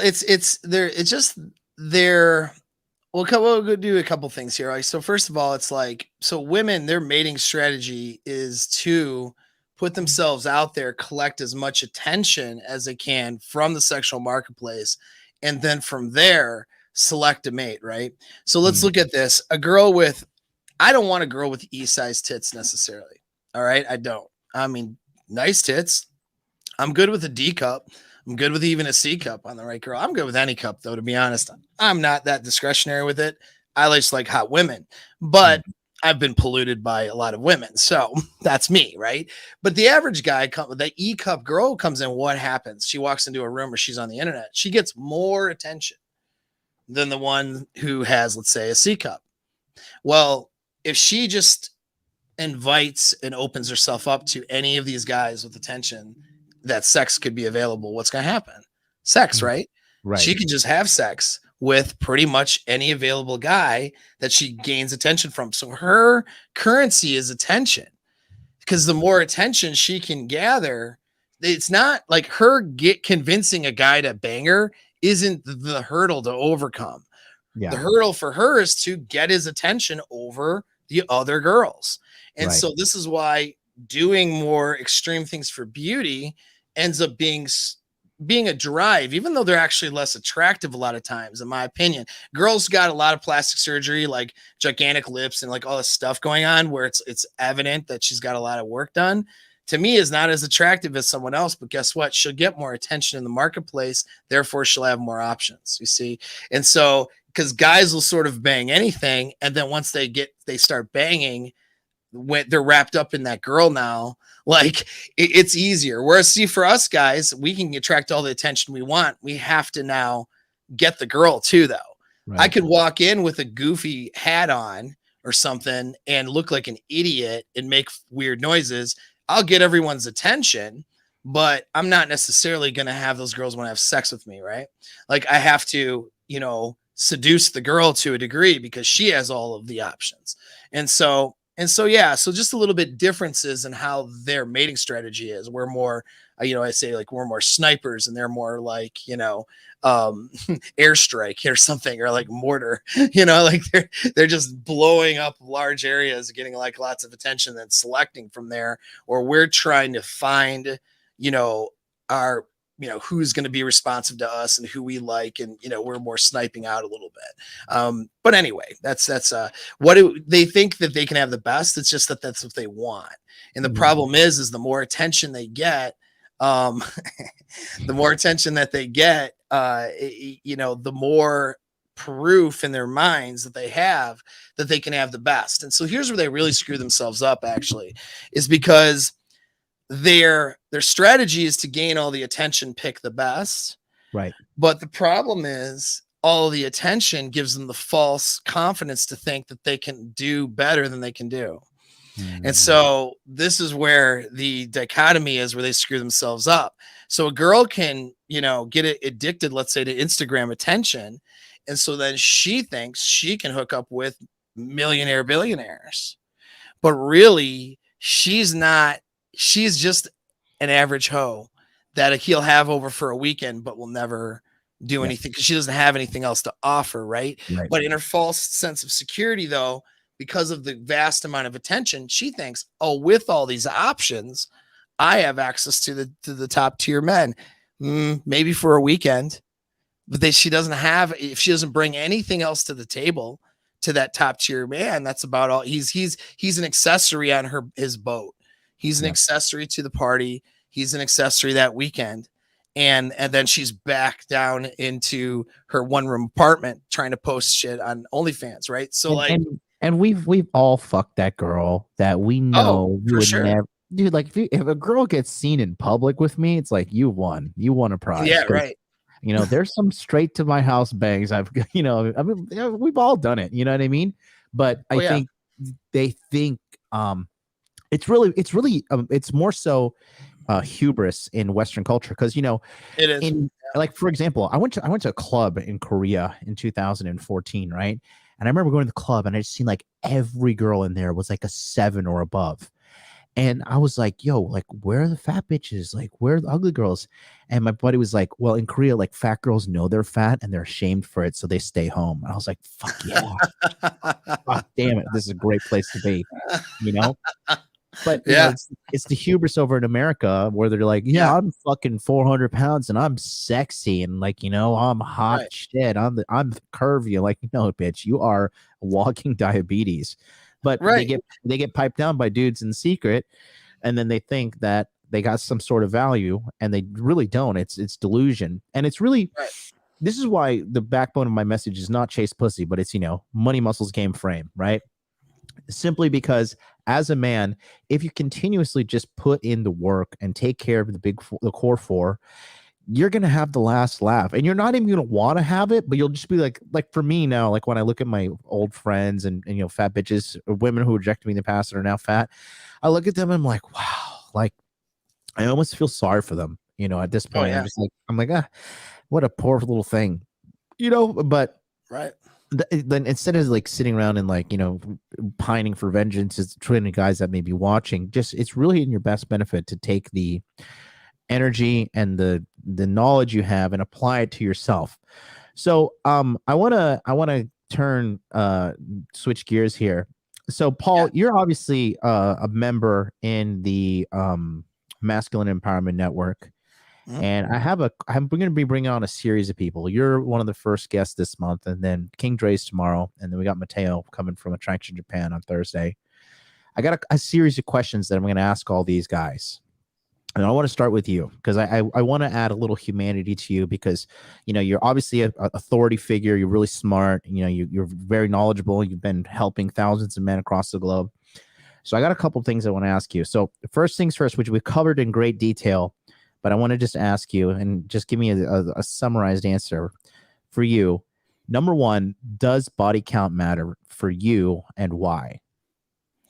Yeah. So body count does matter, as well as, a lot of other factors about her. It's just one factor that matters. If she's got a high body count, it's let me know that up to this point, this is what her conditioning is. And so it doesn't mean I'm going to kick her to the curb. It'll depend, of course. I mean, if it's excessively high with like, if she's like porn star level with, every category and block checked off, of possible sexual acts, I'm probably not going to, waste my time really for any kind of, probably nothing, to be honest. I don't even know. I mean, maybe banger if I'm in the mood, but I mean, it's not somebody I'm going to have long-term in my life. You guys have to make this distinction too. What am I allowing into my life? And to what degree am I allowing that into my life? So I spend more time nowadays, like putting people in neutral versus, when I was first figuring out how to like pick up and get girls at a decent rate, I was letting all these girls in, but I had nothing to lose. I didn't have a bunch of assets to protect or a business to protect or, I just read the comment. It's funny. I don't have like a bunch of things to protect now, and I was also savagely going from deployment to deployment, kind of living very short term in my mind. It's just the nature of that kind of work. Well, now that I have long-term plans and I'm making this impact actually on a lot of guys, I can't just invite people in my life. They're going to be distraction and problems. So a body count situation may be something that in conjunction with other behaviors that would demonstrate to me that she is not beyond the behaviors that of her past, I would probably keep her very much at arm's length or in neutral. I might not even sleep with her at this point because I have a lot of options of women to sleep with. So why am I going to sleep with somebody who I have potentially no long-term success, potential with, number one, but number two, maybe brings drama problems into my life, even as a casual partner. So when I vet for even just casual partners, and everyone starts off at casual and they got to work their way up, in my opinion. And as a casual, I'm looking for not just who's going to be fun to bang and problems, but I'm weighing that against who's going to not be a detriment to my life. And so body count in conjunction with other behaviors that might indicate that she's drama, she's problems. And, like, for example, I used to just not care if a girl had a boyfriend, husband, didn't matter to me. And that was, I don't do that anymore. Yeah. I never felt good about doing that anyway on the guy's side of it, but I always would, right.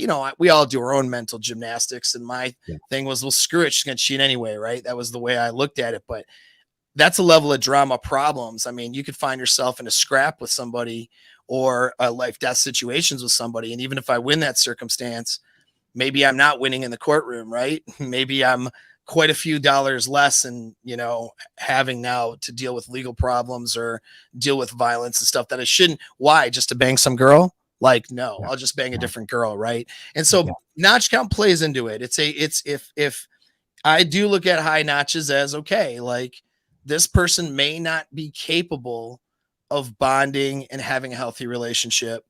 And I just look at the behaviors on top and how she's responding to me, because I don't believe that girl with 25, 30 dudes under her belt is, necessarily going to be broken and unable to be able to bond with anyone. She might as well just sign her own death warrant. I don't think that, but I do think though she's going to have challenges and difficulties. So it's a question of, is that if to be anything past casual, can these challenges and difficulties be overcome or not? And do I want to give it the time and opportunity for that to happen? Those are the questions I ask myself. And the girl has to have a lot to offer other than just a vagina, because I can give vagina all day. Right So here, what this guy just says, and this is so true. Christian Pisantes, sorry if I pronounced that incorrect, sir. A woman needs to build her character around virtue, not her beauty, because that's what keeps a man, is your virtue. Because women don't seem to know that, don't get this, and I've been saying this, and I told this to Allie the other day, and she had like a mind blowing moment. The majority of the reason guys want to fuck girls is just because we haven't fucked you yet. That's literally like 75% of it. Is that not 75% of it? No, for 100%. Yeah, and that washes with their evolutionary drive too. Yeah, it's like, damn, I wonder what it's like to fuck her. Yeah, it's just conquering. You just think you're so awesome, but I mean, give me honestly, if she doesn't have a great personality, after 20 goes, I'm pretty much like, you can fuck off. I'm like, I don't really care. All right, I got a couple more questions. I have 6 more. Number 2. And these are all the same questions that I'll be asking to all the members of the Masculine Empowerment Network speakers team. And number 2, Paul, how much do looks matter for men when it comes to approaching women? Because I feel a lot of guys feel like they need to be in perfect shape. They're like, oh my God, I'm balding, or I got to get a hair transplant, or I got to lower my body fat, or I need to have bigger biceps. I need to have bigger quads, bigger calves. My lats aren't popping enough. Like a lot of these guys feel like they need to go out there and be as perfect as possible.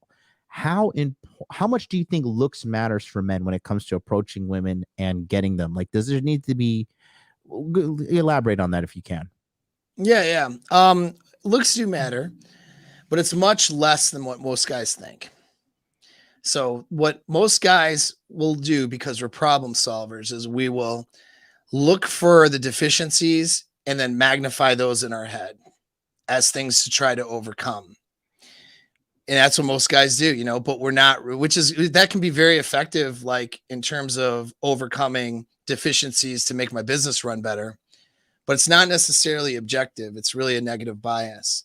And so the way that she's seeing me is not the way I'm seeing me. Like, so I'll give a good example. I have moments of body dysmorphia.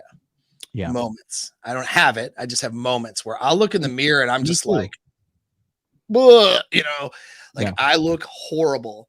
Now, most people watching this or seeing my Instagram or something would say, how? Yeah. Like, what the hell, dude? You're jacked. You got all this blah, blah, blah, blah, blah, right? It's piercing up here. Blue eyes. Piercing, dreamy blue eyes, thick gangster lips. No, I don't know what that means, but anyways, but yeah, like, I mean, it's like, it's your mind will play tricks on you. And so you want to just really, you want to look at these girls and look at yourself in relationship to the guys that they're talking to when in observing people. That's a better way. Because you're going to find, because then you're going to be like, okay, dad bod, turkey neck, short dude, this dude, right? And you're going to go, okay, there are things I could work on, sure, but I'm not disqualified from having a hot chick at all. And you're going to find most guys will find that they're not disqualified at all. And it actually then comes down to how they put themselves together when they go to approach. And then, of course, their mental framework and how they appear to the girl in terms of tone of voice, attitude, confidence, body language, all of that stuff changes your appearance. If I show up and I don't have any fashion sense at all, And I say fashion sense, I don't mean like, wearing a tuxedo and then showing up at the at somewhere. You know what I mean? Like some guys, but like even just putting together regular like t-shirt and jeans style thing, right? But I have no sense of, because this is what'll happen is guys will have a bad mental framework about themselves, and it permeates with how they choose their own clothing. They choose clothing and they choose things that support their negative bias against themselves, right? So you'll see like a guy I've seen some of my friends who think more of my narcissistic bodybuilder friends, some of them, they are always choosing, they'll never wear a t-shirt that makes them look fat. They're always wearing an athletic cut or something that makes them look a certain way, Right. because they believe, oh, okay, I look good. So they then buy things, do things that support their mind state of looking good. Whereas like guys who have this negative bias, they're the ones who show up with the dirty shoes that they mowed their lawn with. Do you know what I mean? And some weird dad jeans and like shit that like nobody should fucking leave the house like that, even if you're just absolutely casual. But they do that because it reflects how they feel on the inside. So that's something I work with guys on. But, show up and be someone that reflects a confident, good looking person, regardless of whether you are or not. Just be that person. And so that, and then of course, your attitude, body language, and how you present, that's going to matter more than what you think about your looks. And again, it's not to say looks don't matter, but it doesn't matter as much as you think. It matters more for women, for sure, in regards to she's got to look good. 100%. 100%. And even it matters much more for women. But even with that, a woman who has a little bit more, let's say, fat than she should. And I'm not talking about obese, okay, but a little bit more shit than she should. And maybe not the most attractive, but she puts herself together well, though, and makes herself appear to be the most attractive version of her. She's going to get better results, and guys will perceive her. And if her confidence, it's interesting, people fall into frame, right? And maybe it's not going to be the most alpha guy there, but guys will fall into believing her perception that she, that she presents of herself. And that's the thing about frame. If you present that you're a top tier 9 of a guy, even though, okay, maybe objectively you're not, but you have the confidence of a 9, people will treat you like a 9. Yeah. And they will. And I say just confident. I don't mean, again, like just blind confidence, but your whole behavior down to your clothing selection and what you smell like and your hygiene and all that, it permeates that you're a 9, regardless of whether genetically you are, So yep. It does matter, but not as much as the average guy watching this thinks. Good to know. Number 3, this is a personal question. The next 3 are, 1, 2, 3, 4, 5. The next 6 questions are going to be personal, directed at you personally, Paul. So, next question on the subject of women. What is your plan moving forward with women? Do you plan to spin plates? Do you choose to be monogamous? Do you look to get married one day? I believe you're in, what are you, 42 right now? How old are you? I'm an old man, 44. It's not old. I know. It's not old. If you're a woman, you're basically dead at 44, but no. All right. For men, so relationship wise, what's your stance in regards to what you would like to do moving forward with women? Yeah. So relationship wise, this is where being in a long-term relationship with me for a woman is a challenge. It's going to be a difficult thing. I'm having a good time with, I was in a, you're going to get the first news of this actually, that I've said anything public, because you've asked directly. And I don't, so to everybody on the internet listening, I don't just display my personal life all over the internet, because I'm not trying to get people to be like me or not be like me. I'm trying to get people to be like themselves. And I know I have really good material and advice to help them do that. So, and then there's the aspect of respecting the privacy of people in my private life, something I didn't do at first when I got on YouTube. And, I realized later on that that's something I need to do and protect. But that being said, though, like I'm still seeing my LTR, but more casually. now. Mhm. So she's more or less, we, moved to being a casual person until some things work out, and maybe things won't work out with her, and that's okay. All right. We still care about each other, all that, but sometimes things won't always work out because you're just not as compatible as you might be with somebody else. And I'm a person who's, I mean, I'm already like top 1% of dudes out there now that I look at the numbers and shit, Right. and even in terms of income now. So it's like, fuck. So I'm already a 1% guy. Well, that means I have a lot more to protect. And for me too, it's more about self-actualization and being somebody who's, you would say spiritually in some circles, but more mentally and emotionally evolved. I had a lot of, just like anybody would have, just mistakes and, things going on or whatever that were just patterns of mine that weren't perfect years ago. But I've worked out a lot of that stuff, which means now the average girl isn't going to be a good long-term partner for me. Like, she has to be able to be this person, right? I would like that long-term partner if somebody qualifies. Right. But I'm actually better. Like, I enjoy being single. I enjoy my time by myself, and I enjoy having a variety of experiences with different women, and if that's what it turns down to, and not having those restrictions. Even if I'm, it's just not having the freedom of mobility to do whatever. I do enjoy that. So somebody has to be someone who's a complement to my life enough for me to be okay with, you know, cashing some of that in order to have her be in a long-term relationship with me. And most likely it'll be an unconventional one, you know. So my last, relationship was a bit unconventional, like have other girls together, stuff like that. So most likely it'll be that same structure. I'm more of a soft harem. I'm not some guys like the idea of having like multiple wives in the same household, or multiple women that they juggle that don't, work to know each other. That's fine. I help guys with those things, but there's always in any relationship structure a advantage and disadvantage. Right. And to me, the level of dread that you have to juggle when you have too many multiple women is Right. can be a big disadvantage. And Right. so for me, I don't see that being my structure. Being in a semi-monogamous, where she's monogamous to me, and then we experience other girls together, seems to be the thing that works well. I don't necessarily need to experience other girls outside of the relationship. I use the other girls as a bonding tool for me and my partner, and then to grow old with that person, but she has to qualify to that person.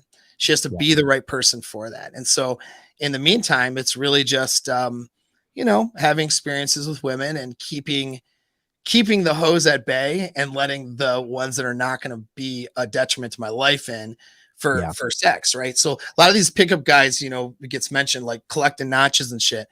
That's fucking weak ass, dude. It's so easy to get girls to sleep with you, so having productive relationships with women where they don't, they're not detriments to your life. They're not time sinks.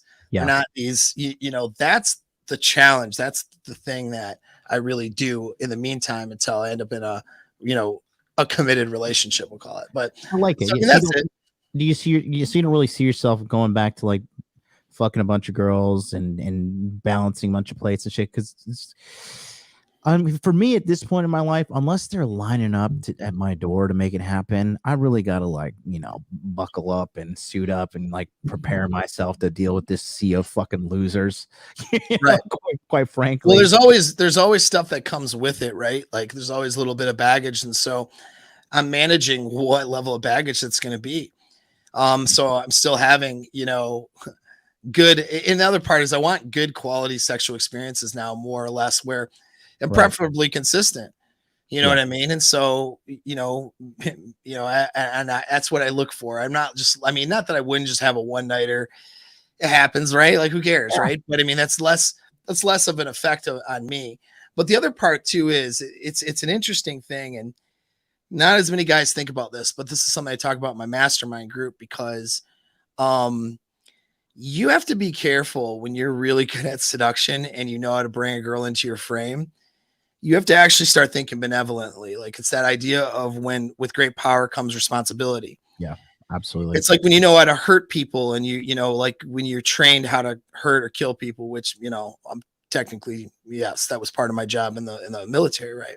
Yeah. So being trained to do that, that doesn't mean I can now go around and start fights and create problems. I have to be benevolent because my ability to hurt somebody is much greater than the average person.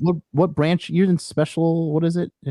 Yeah, so as an Army guy, as an infantry guy, then I was a 18 series in the Special Forces unit for a number of years, and you know did advisory work like special mission stuff last time. But that's about the extent I'll talk about it Oh, online. that's cool. That's cool. Just but it Yeah, is yeah, special. yeah.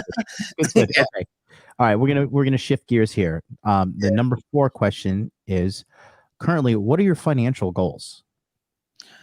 Yeah, so financial goals is to really, you know, build Apex Mindset into, you know, an 8-figure business. Mhm. And to start, that's like, you know, more or less next year and a half. And it's not just about the money, it's about what that represents, you know. So being able to have more opportunities to work and help more people. And I have goals with the company to scale things out. Like you look at the self-help industry, something like Tony Robbins group or whatever, right? Not saying it's not here nor there on what he's teaching or whatever. It's not all about that, but it's just as a business structure, he has a ton of wealth. His personal net is probably is almost $1 billion. He's like 600 or 700 million. But that company reaches so many people, and that's the thing. So my focus is on just having what I'm doing with Apex Mindset reach, and with that reach, I'll just sort of accumulate wealth, you know. And I'm just thinking, you know, short term. Like I'm looking at, I want to try to make sure. Not quite there yet. I'm anywhere between halfway to 75% there yet every month, but I want to be at 100,000 a month personal. That's my goal because that's a 25-meter target. I'm actually not so far from that target right now.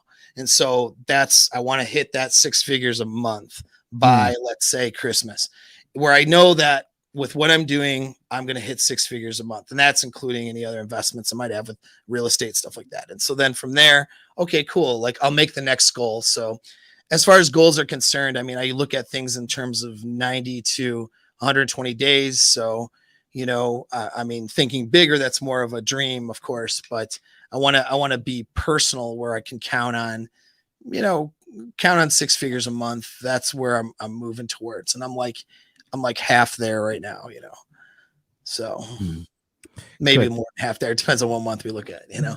No, I like to hear it. I like it's good stuff. And I think it's just like I said, I just kind of want to add a little bit of humanity to all of us. Like, you know what I mean? Yeah. Just let people see who we really are. Right. Number 1, 2, 3, 4, 5. Number 5. What is your current fitness and diet regimen? Oh, all right. Well, I'm very casual in my fitness regimen because it's summertime. And that's just how it works. I'm doing things and having a good time. But right now I'm on a run program, you know, because I just want to get my run time back down and lose a little bit of body fat. But I'm also, you know, hitting the gym about 3 times a week for heavy lifting.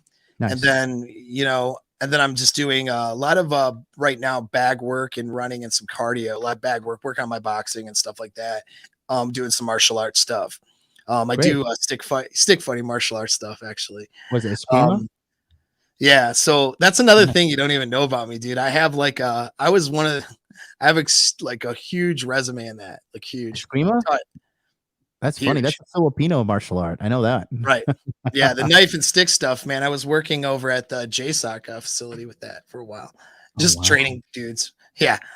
Yeah, so I'm not like, you know, now Brazilian Jiu-Jitsu is a thing I'll attack again, but I'll wait till after summer before I go back into it. So I just like it. I just train. I love it. And what diet-wise, do you stick into anything? You count calories, carnivore? What are you doing?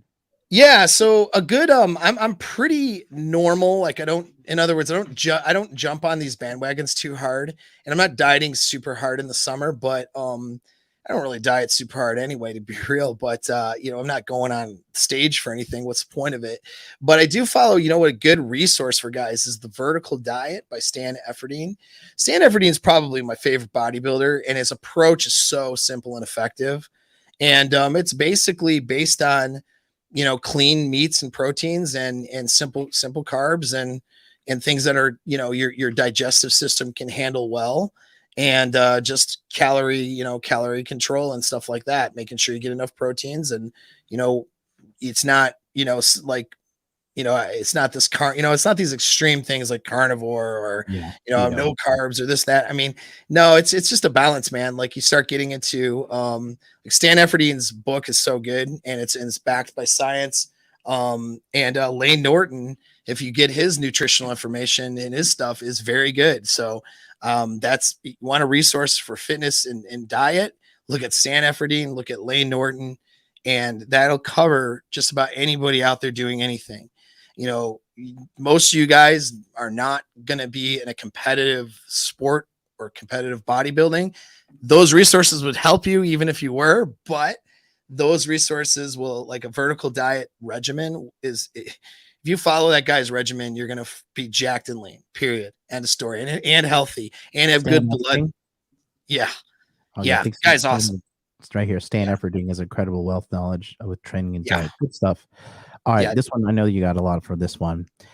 Next question is, last three here. What are some mental health habits you practice? Ooh, yeah, that's good. So I do I'd say quite a bit more than, the like average person. But biggest thing is, I want to get my day started off right. I do a good morning routine. It doesn't have to be long, but just a 10-15 minute routine to get my day started. And I change it up now and then, just to order things or whatever. But it usually involves a 10-minute walk in the morning, getting the sunlight on my eyeballs. Usually involves some sort of, a jump in the lake, which is my cold water immersion. It's a lot. It's a cool water immersion in the summer. It's freezing ass jump in the ice in the winter, but I do it all year long. And then doing some time in the sauna. So it's usually those three things. I got a red light and infrared sauna. So I get the red light, the infrared, and that's and in that I'll think consciously about my goals and think about what I want to achieve that day, particularly, and think about anything I've struggled with, and then I just sort of allow myself to do thought problems. As far as longer stuff, like what I'll do is EMDR on myself if I have any, it just, as things come up, longer walks, or I'll float in the lake and do floating with, some binaural beats and do a meditation. I'll also do just regular meditation work too, as well. Alpha brainwaves meditation to re-energize in between. So people wonder, like, how can you do, when I used to, slam through and still do, 8 hours worth of appointments in a day, 10 hours worth of appointments, plus a Zoom call, plus, like, how can you just do this for, just how do you have this energy? The alpha brainwaves meditation, all that stuff. I have a mindset course, by the way. That's just, go to my website, just purchase it. It's yours forever. It goes over all these things, but that'll regenerate me in between stuff. I'll do 10 minutes. I shut my eyes. I turn alpha brainwaves music on YouTube somewhere. And I just shut my eyes like I'm going to take a nap. And I either just lay on my back or lay in a fetal, like I'm literally like I'm going to nap, but I'm only giving myself 10 minutes. So I won't actually fall into a deep sleep, and my brain just clears out and everything just shuts down. It's like turning that off switch off and letting your brain recharge, almost like it's your cell phone or something, right? And then after 10 minutes, usually I'll set a little alarm. I'm completely energized. So there's like all of these things too, sleep optimization, something that I pay attention to. I'm not always as good with it as I would like have a chick over last night and slamming her, and eating food and messing around, and then I get to bed late. It happens, right? It happens, but I always, but I do, think about those things and try to do, those little things too. That's probably a good short answer. I can just keep going, but no, it's good. It's good. I mean, every answer is worth it, because I think this is valuable information for the guys out there. Last two questions. This one is important for you personally, Paul. What do you want to improve with your life? Yeah. It's a very good. I'm very business focused. So I want to improve, the things that I do struggle with on a business side. So I'm getting better at marketing through influences like yourself in my life. Right. But I mean, like, it's like, we even talked a little bit earlier, like some technological things, like I need to get better at those things and, Mm. just scaling those things, even if it's, just enough, I need to improve the quality of certain things in order to scale into certain areas. I think my YouTube channel may be shadow banned. So I'm going to, open up another channel. Like, so a lot of this stuff is on the parts that I've been deficient at. I'm very good at what I do when I'm in front of a client or when I'm doing a course or a Zoom call for my mastermind group. But I need to show the world that's never seen me before, that I'm good at that stuff. And that's what marketing does. So working on that is a big thing I need to do. I have a book I need to get published. It's actually 3 volumes by now. It's like 1,200 pages. I've already written down. I need to go through, edit that, and publish. It's actually pretty sick, dude. If you read this, you're gonna be It's like, like the way you talk. yeah. No shit. Right. Yeah. Right.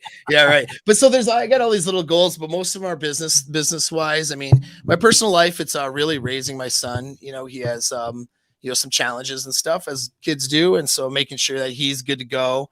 And being like, lately, it's been being more organized in my life and in my home life, and keeping things more like streamlined and efficient, and and developing, just continuing to develop those good, solid social relationships, like maybe coming to see you in Miami when you're in town, right? Or No, maybe, and definitely. yeah, definitely, right. But I'm just saying, like, as goals, like, these are things I want to do. I want to see more people, do more things, foster some of these relationships on a local as well as a global scale. Guys like yourself have been friends with for a while, and we don't live next door to each other, so making that time is a part of that goal. Yeah. All right, and then the last one, okay, and then this is one that I'm going to be asking all the guys. Yep. Obviously, you're a speaker, but I want you to tell the guys and be honest. How did the Masculine Empowerment Network personally change your life? Like, what did you see from attending the stuff, from teaching? What perceptions did you gain from this? I mean, I think, like I said, and I shamelessly say this, I think you're the best member of Rule Zero. I think you offer the most. I think you're the smartest. I think you have the most. When it comes to money, muscles, game, frame, I think you're the most well-rounded guy that can really check all the boxes for these people. But how is the Masculine Empowerment Network and being involved and attending, has changed your life? Yeah, no, that's a great question. Well, I would say this is why I always like working with people. And you always have a good network of people that you attract. People that aren't necessarily like big names on the internet, right? But they have an incredible amount of talent in Yes. what they do. And so that's I think it's always humbling. I always look at, so and I appreciate, the compliments and everything about me.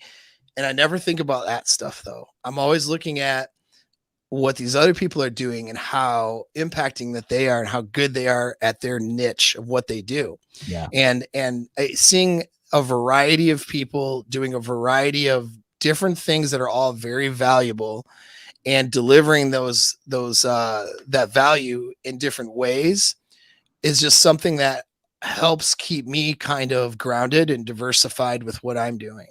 And so just seeing that stuff has been good, and just sort of learning about well, I mean, even when it comes down to courses and communities, and I had no idea how that works, right? And so there's that part of it, just seeing how that works, like, oh, like these guys, they become friends with each other. They're, helping each other do better. They're in the Discord or the Telegram chat or wherever they may be, that people come together and they're having a bit of a community there, as well as improving. It's like you're creating a social environment in some ways too, where people, where the, as men, we get together socially to accomplish shit, whether it's golf or, getting wasted on the weekends.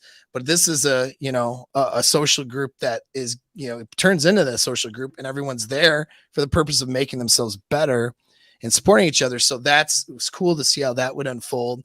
I've always been, I had that camaraderie in the military, but I've also always been that guy who's been really sort of self-directed in a way, you know what I mean? And in some ways I can disconnect from a group, which I don't, you know, I consciously, you know, don't do that, but it's something that I can do. But seeing these guys come together was also things. So I think it's just seeing that camaraderie and then seeing the talent that you bring in too, and going, oh, it's like really humbling and also exciting to see all these different guys, some, you know, before your masculine empowerment network, some of them I never met before, and see how powerful, you know, of stuff that they have to offer the world. You know, it's pretty cool. Yeah. Yeah, and that I take pride on that because I really, you know, I feel like some of the guys with the biggest channels have the shittiest advice, you know, For sure. 100%. And- Yeah, because they have to vanilla it out, man, for the masses, right? So they have to make it, they have to dilute it until, you know, to go wide instead of going deep, unfortunately. Yeah. And I think, you know, because one of the people I love to sing about is fucking Offie Kingdom, because Offie, you know, his production value on his YouTube channel is shit, and I tell him this all the time, you know, and I love him to death. I know. Offie is like a genius. Yeah, he's great, man. He's great. Yeah. He's charismatic. He's good looking. He knows how to control an audience. He has a kind, good heart inside of him. He's a good man. And he's also ruthless when it comes to dating with women. And he's a world traveler. He's written 5 books. He's got a bunch of different YouTube channels. I mean, the guy just loves being alive, and I'm so happy. I fucking love that guy to death, man. Yeah, he's awesome. Me too. Yeah, he's a great guy. You know, yeah. And then Thor's a great guy too. There, I see his. Oh yeah, Thor's fantastic. Man, Ryan Christensen, one of the best human beings, dude. Yeah. Ryan Fowler from Inner Masculine. I mean, one of my favorite guys that's one of the newer people, and his YouTube channel is still getting off the ground, is Mark from Mark's Inspiration. I mean, just a man's man, you know. And I take pride on every speaker in the Masculine Empowerment Network, because I personally vet every single one of these guys. And I just love it, man. I love what I'm doing. I love the fact that you're part of it. And if you guys want to be part of it too, on this July 28th, Paul will be speaking at one of the webinars starting in the month of August. Go to Masculine Empowerment Network right now, and then put your best email address in here, secure your spot. The schedule will be debuted tomorrow, as well as King Dre is going to be on the show, and we're just going to be chopping it up with King Dre. The leading King Dre's a man too, man. He's I like that guy a lot. We need to do more work with him, dude, but just have to get so sidetracked. But we need. He's a fucking awesome guy. I love King Dre. You and King Dre changed my life last year, and you know, especially King Dre. King Dre, I mean, he has the patience of a saint. I would have fucking blocked me last year. I would have blocked my ass. He's got the patience of a saint, man, and he's a great, wise guy. I fucking love that guy. You know, he has the largest manosphere presence on TikTok with 1.2 million followers on TikTok. He's really smart at what he does, and I got to tell you what, it's great to have all you guys part of it. So that's going to do it for us here today, guys. We'll catch you here tomorrow, 9 a.m. Eastern Standard Time. You can follow Paul. You can follow Paul on Apex Mindset YouTube channel and apexmindset.net. Peace out.